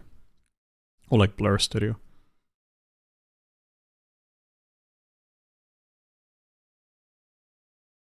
It's crazy the quality of those cinematics. Like you can even go back like 15 years and see what Blur is doing, and it's always just top notch stuff. Or like Digic as well, like somebody was mentioning earlier as well. Absolutely brilliant quality.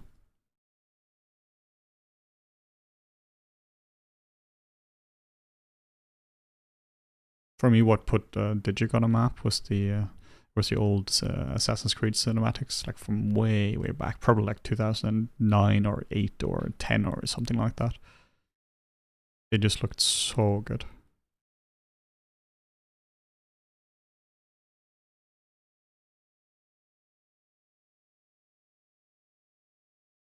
Yes, he's getting there now.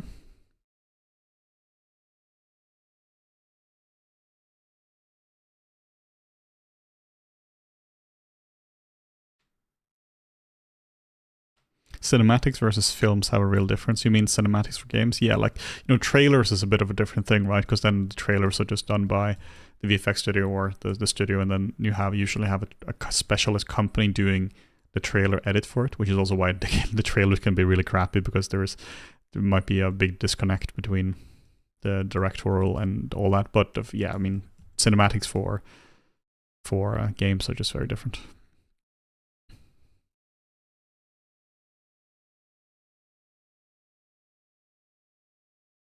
I have a little theory as well. I have nothing to base this on, but I think that the art direction for cinematics shouldn't, like, I think there was something there that they're not supposed to look too realistic, because it kind of needs to feel like a game.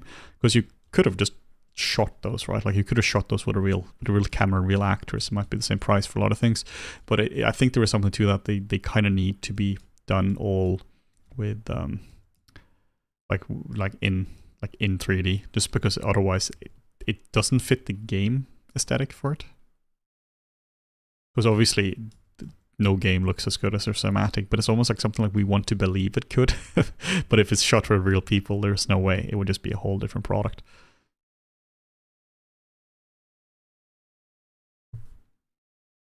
Yeah, some of it is like false advertising, is what Casey is saying. I mean, like, yes, I mean, cinematics are just completely different, right? Like they don't even look at all like their games. Like the graphic is so different.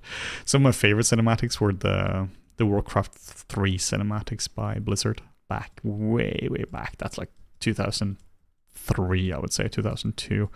Really crazy stuff. It's insane how much has changed since then. I mean, hell, ZBrush wasn't really a thing back then. Can't even imagine making characters without something like ZBrush. I mean, without Painter I could, because I did, but without ZBrush, it's just insane. Because you can always kind of figure out the painting, like in Photoshop and such. It's very painful, but at least you kind of figure it out. But getting the shape of the model without that, man, that's rough.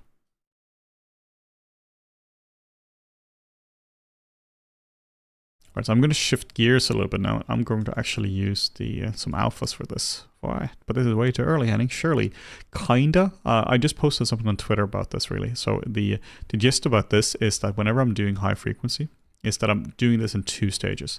I'm doing first stage is a primer. The primer is essentially where I'm going over the whole model and just adding a bit of breakup alphas. They're not supposed to be the final high frequency stuff, but they're basically the, well, a starting point, right? And then later on, I'll go over with the final things. The reason this is handy to do is because it allows me to see new shapes in a model that I wouldn't otherwise see. So I'm going to go up here and I'm going to be using the face kit.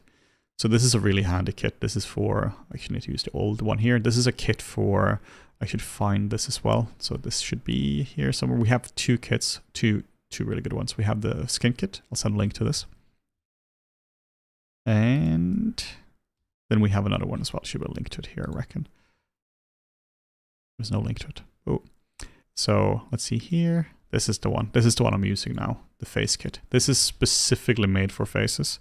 So the face kit is very good because it allows me to really quickly get into the details. So let me show how that works. So this one has a lot of different maps. I'm going to be using this one here, nasolabial fold bottom. And this is meant for the nasolabial fold, but I'm not going to use it like that. I'm going to use it for general. It's meant for this area here, which allows me to really quickly add some details. But I'm going to use it just all over the place.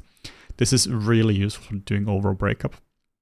It's not ready yet. Like the model is not ready for fine frequencies, but it is ready for primer pass. The reason for doing a primer pass, the primer is just a term I came up with, right? Like this is not some kind of official sculpting terminology, but I find to be a handy way of doing it is it's just to add breakup to it, because it's so intimidating if you need to sculpt everything from scratch, like actually everything, because you know we're very pattern seeking machines, and it's very easy to miss a lot of shapes that way. So now you can see, boom, we have coverage over the eyes. Is it great? No. It might arguably look worse in a lot of cases, but it's fine because we can always remove it, right? So we can go in here, we can just add this kind of stuff to it, and we can just go in here and go, oop, and just add breakup to this. So this kind of stuff is super handy because it really allows me to see new patterns I wouldn't have seen otherwise. We can go in here, we can add some like this kind of stuff here. This is the other nasolabial fold, so this is a bit different. Go in here, we can just start to break this kind of stuff up a little bit.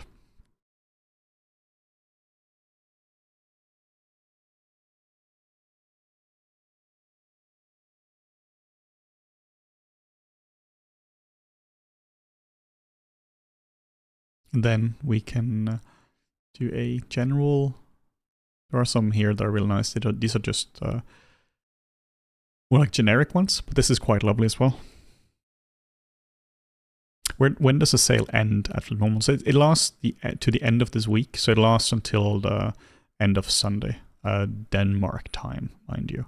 So if you're in the US, then it would be like halfway on Sunday, depending on where in the US you are. Just making an assumption here that you're in the US.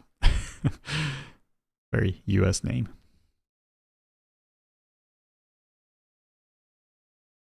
Can you point out the on your model the mid-frequency details, mid-frequency shapes?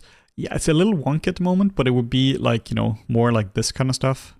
Some of these things here, but mid-frequency isn't really working at the moment, but you know, on my model, but a lot of these shapes here. So high frequency or low frequency would be like this kind of stuff, but mid-frequency would be kind of the stuff I'm outlining here. A lot of these shapes here will be like nice mid-frequency shapes, but it's not there yet. Like it's way too mature or premature to add. The stuff I'm doing now, nobody should do this. Like this is stupid to do. The reason I'm doing this is so I can do overall coverage. What you'll often see when you're doing this kind of stuff real prematurely is that you can see how crappy your model actually is. In this case, the model isn't crappy, right? The model is okay for where it is after like, I don't know, let's see here, after like, I don't know, hour and a half or something. Yeah, bang on an hour and a half, then it's fine. But it's not ready for it yet. The only reason I'm doing this is so that I can get coverage and I can see new patterns. So that's my goal with this. I'll find some of the other ones as well that have a bit more of flow to them, a bit more interesting shapes. You can try this one. This is quite cool. Neck bottom. This is an interesting one as well. This is really good for just like breaking things up, like almost a scars or something. But yeah, cool. Now that I've done this, I am going to sculpt over the whole thing because now I get to see patterns I wouldn't have otherwise seen, because you just genuinely see new things. You see things in a new light once you have this frequency on top. But I'll probably remove realistically most of it. And that's okay. One of my top tips for sculpting is really sculpt over everything all the time. Like really just don't just sculpt something once and be happy with that. Keep working over the shapes, iterate on the shapes over and over and over and over again. That's such a useful way of doing it. So the reason I'm doing this sculpt here today, I'm not doing the fawn, is because I want to design something. I want to make something a bit new. The fawn is a really fun one, but it's in the labor phase where it really is just where it just needs more work. It just needs refinement, high frequency stuff, and a bit of design stuff here as well. But it just needs a lot of work, particularly mid frequency. So that's just going to take some time. So in order to actually see any differences in a stream, I think I just need to do something else for a little bit. Do you usually use ZBrush render? Nope, I really don't like rendering in ZBrush. If anything, I'll just do like these kind of renders along the way just to see kind of where I am at, but it's so crappy, right? You need something like it's not even crappy, it's just not a render. It's just not a render engine. You need something like Keyshot or Arnold or V-Ray or Blender. Oftentimes, you can see this in previous streams, I just kind of export my sculpt out to Blender, and I use Cycles because Cycles is really, really, really good at this stuff. It's very, very fast to work with. I don't find Cycles to be the best for final renders for me personally, but I find it to be very good for like previewing my scenes. The reason I don't find it the best for final rendering is because it's I find the skin shading in Arnold to be better, and of course things like XGen. Well, not even of course, that might not be obvious at all, but XGen is, I find, to be a much more refined tool than the hair tools in Blender. So I like to do that instead of Blender. And you really can't translate hair back and forth between software.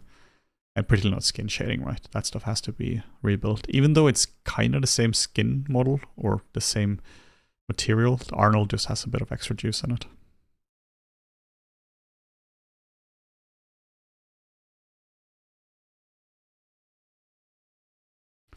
Which stage do we turn off the dynamic perspective? I don't really fiddle with this too much. Like, I just kind of leave it at default, to be honest. The more important thing is that you're dealing with perspective on or off, like so you're not dealing with ortho. That's the more important part, to be honest.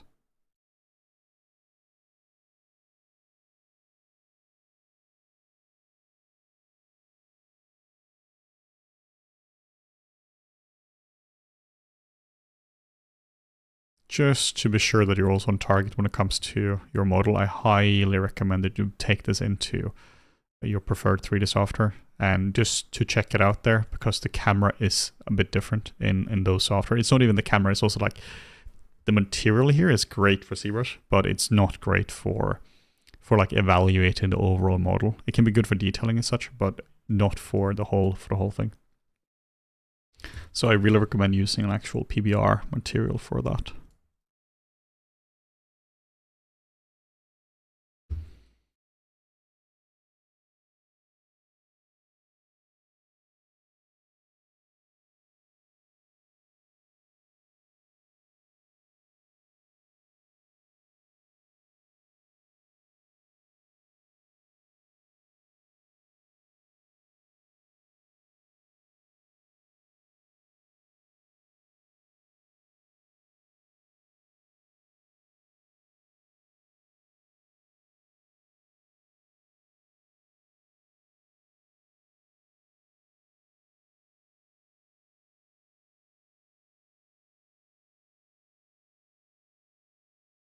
I also tried to look into what focal length is the human eye, and just so we have a bit of an approximation, and man, I can't find anything. Meaning I can find way too much. I can't find a single source that says use this to approximate the human eye. Okay, because somebody here is mentioning, like Casey is mentioning here, 3D printing, and you obviously need to make sure that kind of matches the human eye, because you aren't really looking at that through the perspective of like a camera, right? Unless you are printing to aim with the aim of taking photos. Or printing, I reckon it also depends on what the output is. If it's like a statue in your living room, that's one thing. Or if it's like a mechanical thing. If it's a mechanical part, then it sounds like it's a really good idea to use ortho for that.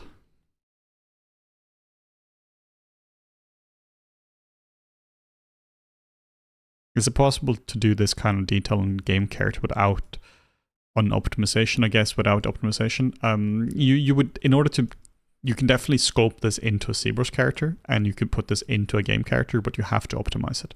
Like if you try to bring this into a game engine, like the whole thing would just catch on fire, right? It wouldn't work, because this is currently 9 million polys. So you would need to optimize this. You would need topology, a proper topology. You need to, retopologize it properly, and you would need to properly UV map it, and you would need to extract normal maps for it and all that.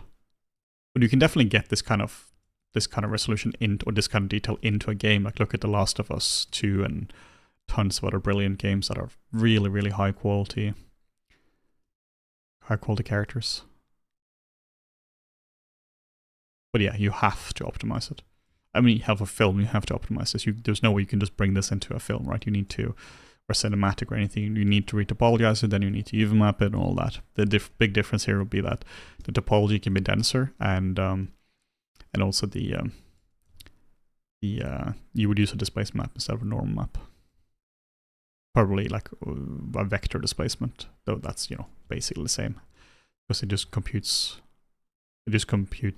things in a slightly different way, but the heaviness would be the same.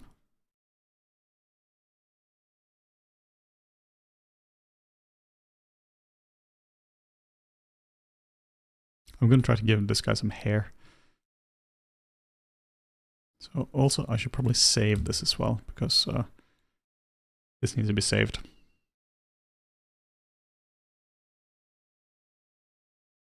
This will go into my folder of endless sculptures, which I'm never going to use again, maybe. So let's see here.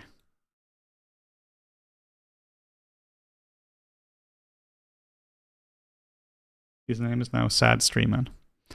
Do you use layers in ZBrush? Yeah, I don't use layers at this point, but I don't because this is just early, too early for that. But whenever I'm doing detailing, I'm definitely doing that.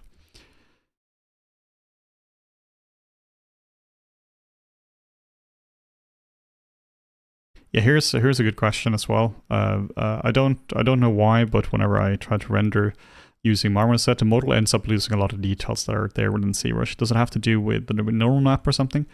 The way you test that is to, instead of just seeing, like the way because you don't know if it's a normal map, right, or whatever it is, the way you test it, if it's a normal map or not, is you take your model and you export this out. And if this is too heavy, then you decimate the model with maybe like 20% or 30% or something. Basically make it as heavy as your system can handle. And that way you can really see what I was doing here. That way you can really see if it looks the same. If it looks the same as the normal map render, that means that you have an issue with your normal maps.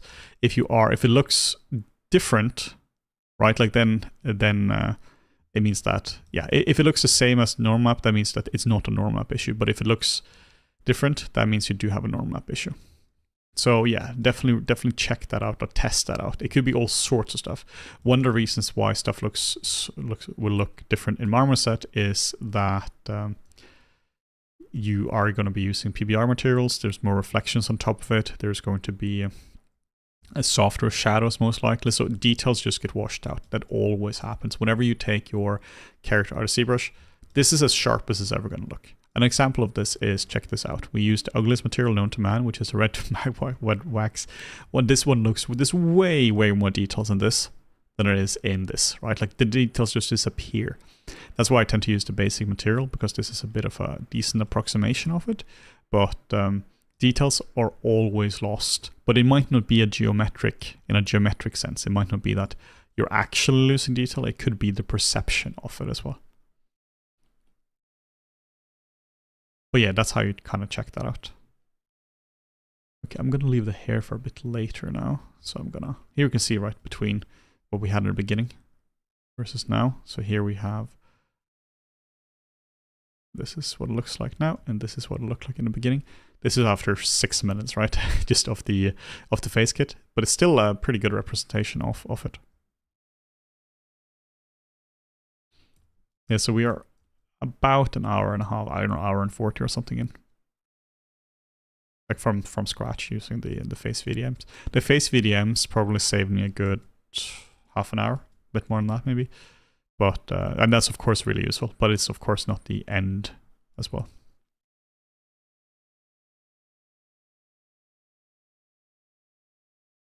Yes, if somebody's joining the stream a bit later, you can always just go back in time, because the stream here will also be online after I'm done with this, and then you can just see how it was done, how the sausage was made. No secrets here, like it's just labor, it's just work, right? Just one stroke at a time. Why do you usually make old people? I just think it's interesting. I just find it to be really challenging to sculpt because there's so much stuff in here. I just kind of find the skin to be interesting to sculpt. I find all kinds of characters interesting to sculpt, but I find this particularly interesting just because I like sculpting skin folds and scars and all this kind of stuff. It's also why I like doing creatures, because it's basically just a bit more interesting. There's still a scar missing. Yeah, don't worry about it. I'll add it later. I'll always find a scar. G. Morton's demise.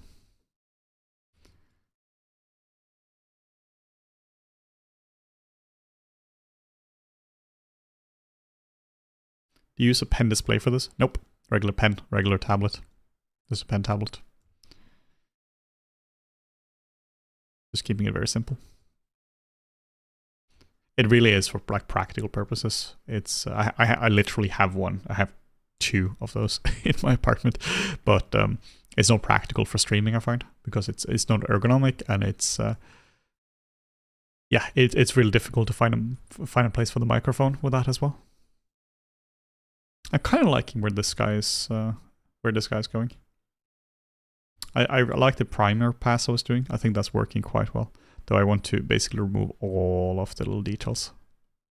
But it's so useful to have the pores and the details from the primer pass to just as reference. It just helps you to have something to break the surface up with.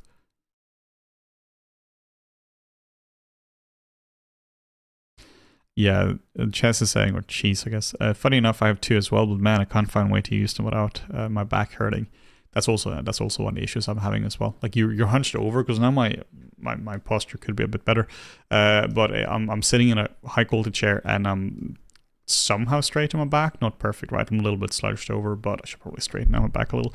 But I'm not hunched over. Hunched over is really, really bad for my back, and I have some back issues from before, so don't wanna screw around with that. But I find that I sculpt better with the display tablet though, just because it's just more interactive, right? When you sculpt directly on the screen, it's like drawing on an iPad, right? It's just better than sculpting with a like painting in Photoshop, I find, just because it's what you're painting or what you're sculpting is what's there. It was really useful.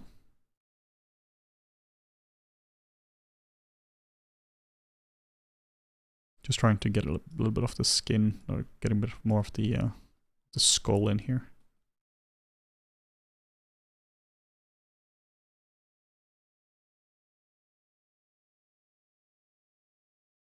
Everyone needs to get a standing desk. Yeah, that'd be cool. I had one years ago. It was quite nice. Just a bit of just a bit annoying when like the cable management, because you need to make sure that the stuff doesn't get crushed when it goes up and down. But yeah, standing desks are great.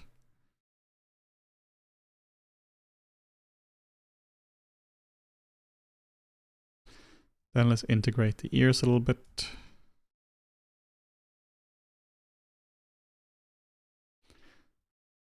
A good way to see where I need to sculpt next is to see where is there texture from the primer pass, and then I sculpt over that.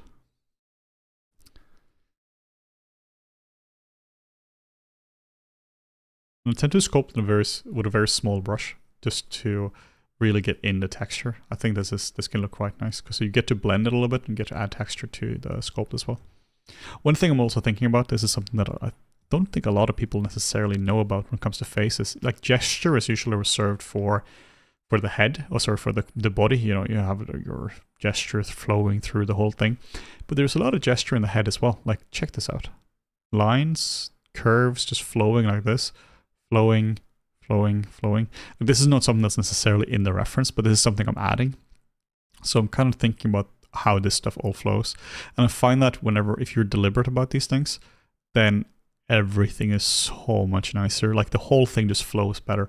And this is, I kind of refer to these lines I just drew on now as art school bullshit lines.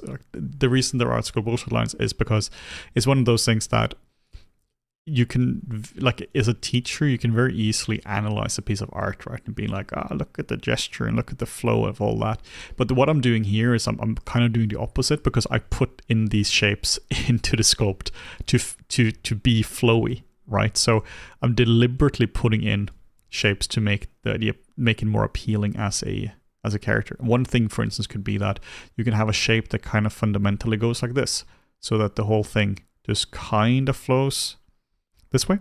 You can just do so many interesting things with gesture in a sculpt. I think it's really, really important to think about that. A gesture is not a thing just for bodies. Gesture is a thing for the whole thing. Whenever I'm teaching as well, I tend to split out the head and the body because they're just so different. They're, again, like I said before, every person is fundamentally the same when it comes to anatomy. And of course the head is also part of the body, right? So the approach, like underneath everything, the body and the head are of course the same, but from a practical sculpting point of view, they're just quite different. If you're teaching the body in the same way as the head, you're just gonna get very confused.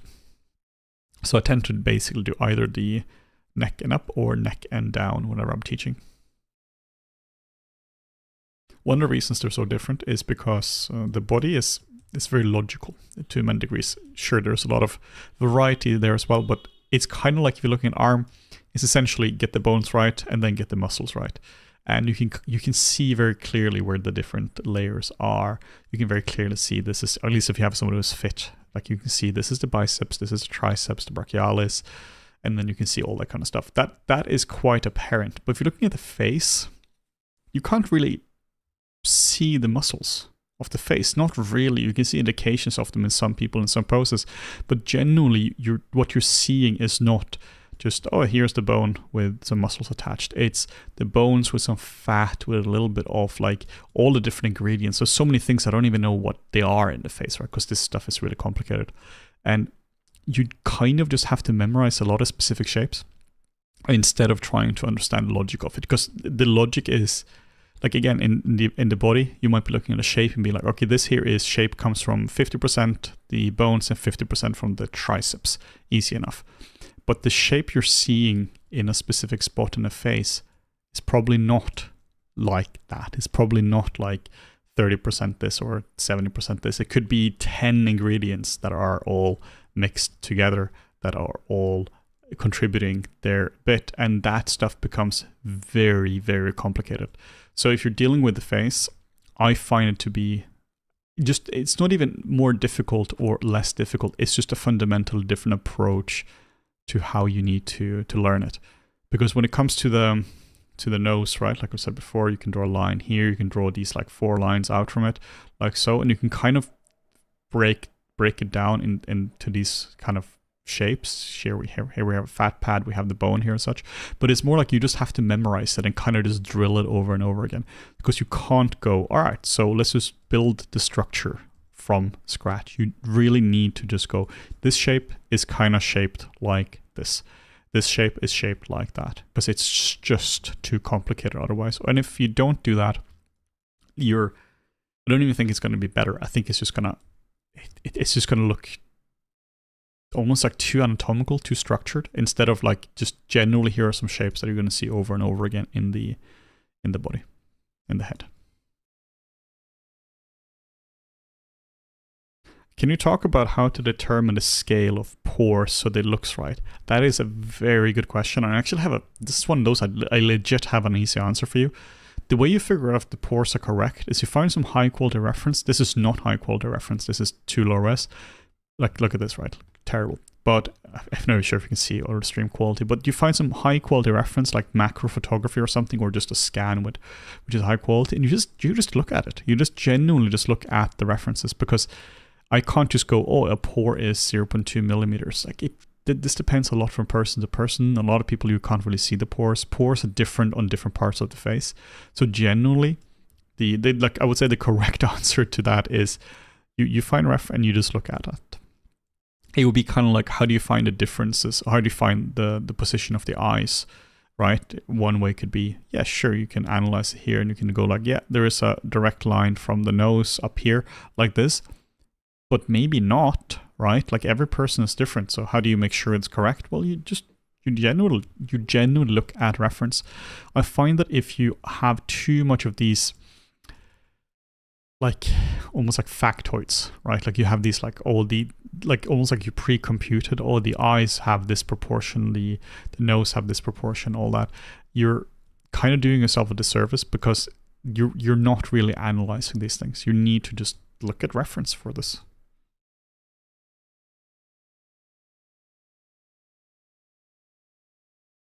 One of the things when it comes to pores, this is one of the things we're dealing with when it comes to the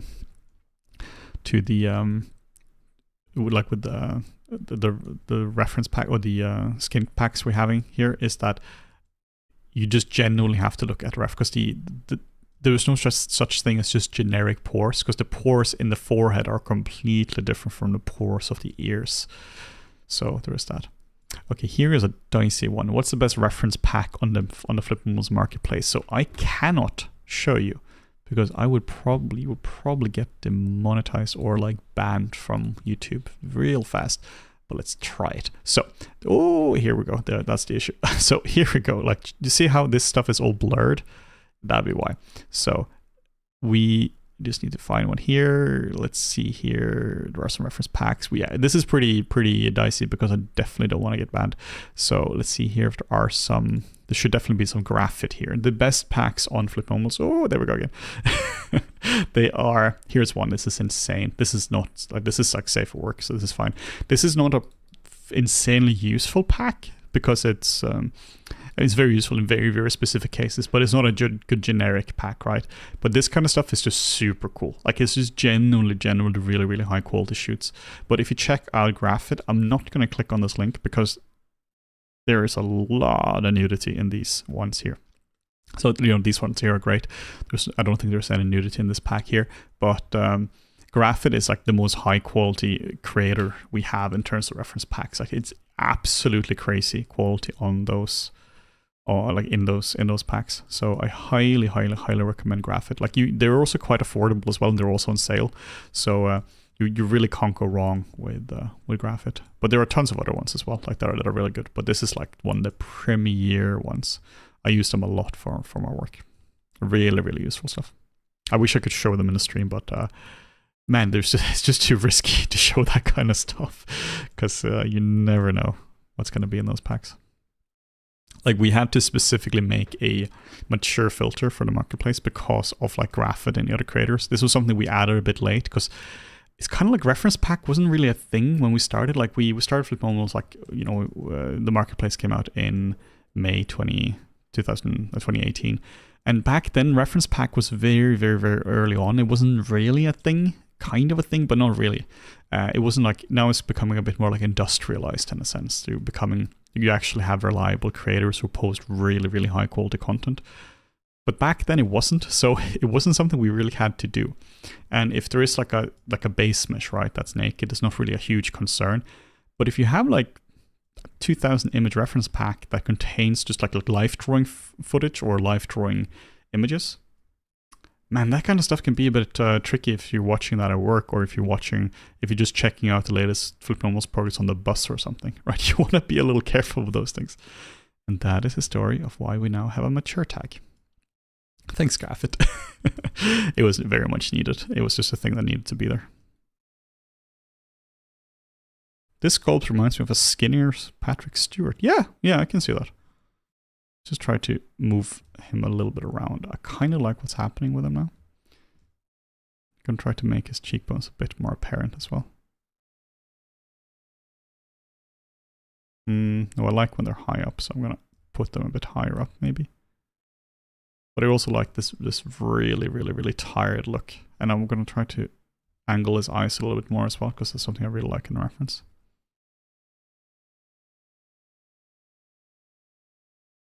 I'm not loving his mouth. There's something with his mouth that doesn't work. Doesn't work. It's gotta go. That's how it is. I'm seeing the Lannister dad. Yeah, Charles Dance.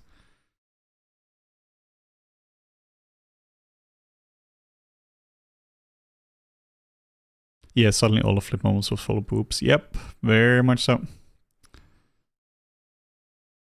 We actually got into trouble with Instagram because of that, because we posted reference packs, like not even like the nudity ones, just like just some of the like clothed ones with you know, they were perfect, like tasteful with clothed people, but Instagram was like, well, you're just trying to gain attention, so you can't, we're going to restrict you now. So I think we were shadow banned for a long time, or our follow count didn't grow for a very long time because of that, for no good reason at all, even because it's not like Instagram doesn't like lightly clad girls, right? That's kind of what Instagram is in a large degree. So that was really, really weird that it was genuinely like high quality reference photos from life drawing packs, and they punished us for it.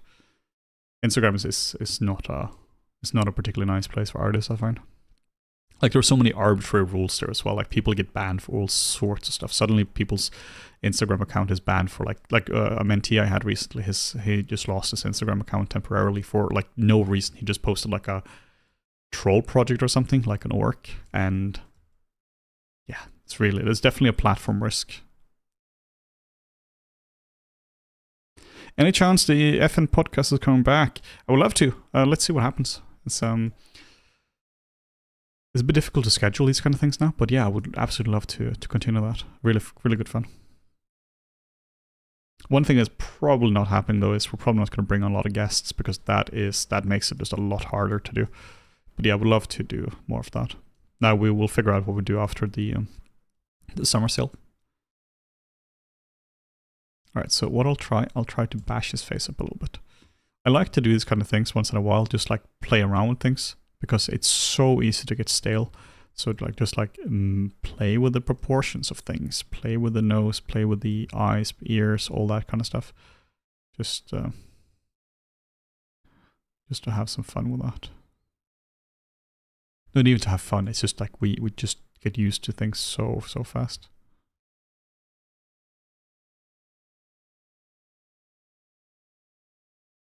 Do you guys use Kara? Haven't used Kara yet. I haven't really looked into it, to be honest.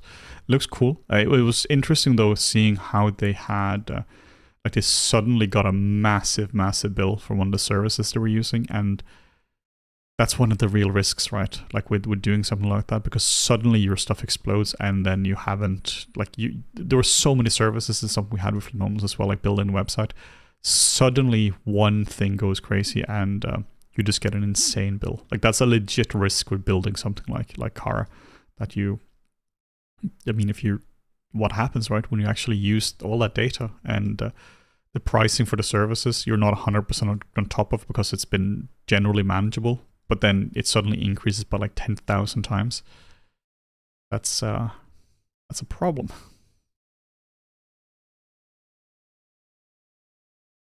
But I definitely welcome services like Kara, like just having having competitors, like having like the social media space and the gallery space is so dead at the moment.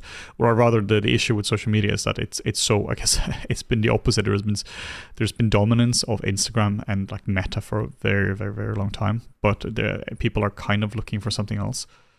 Basically, there hasn't been a lot of innovation in a long time. But now at the same time, man, like moving all the kind of stuff over to another service, I think a lot of people are just kind of fed up with social media. Like I think a lot of people want less social media today.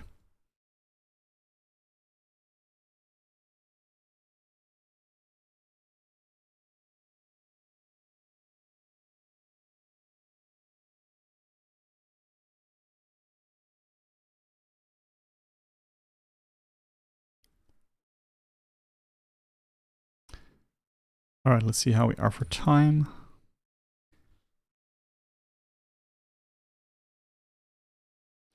All right, we just hit the 2-hour mark. So that means that I am going to stop streaming because it's been a long time and I want to keep doing this. It's pretty tiring to stream. It's really fun to do it as well, but it's quite draining to talk and sculpt at the same time, or just like sculpt uninterrupted, right? Because whenever I'm doing sculpting, normally I would have breaks throughout as well. So yeah, just going for 2 hours, particularly from scratch like this, can be quite intense.